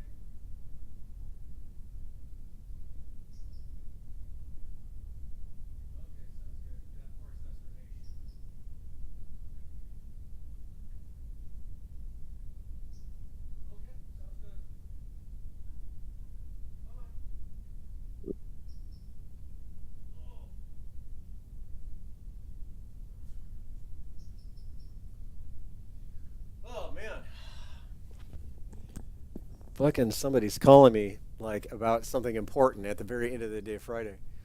Lame. Oh, what happened to my Lame. music? It stopped. Oh, it must have stopped when I didn't have any loops going. Oh well. We should probably call it a day. All right. Actually, the reason that happened is because usually we stop before now. True. And I always like to stop before the end of my work day so that I can deal with catastrophes that happen while we did our thing. So I guess we will call it and probably be back again Friday most likely. Sounds good. Oh, it looks like my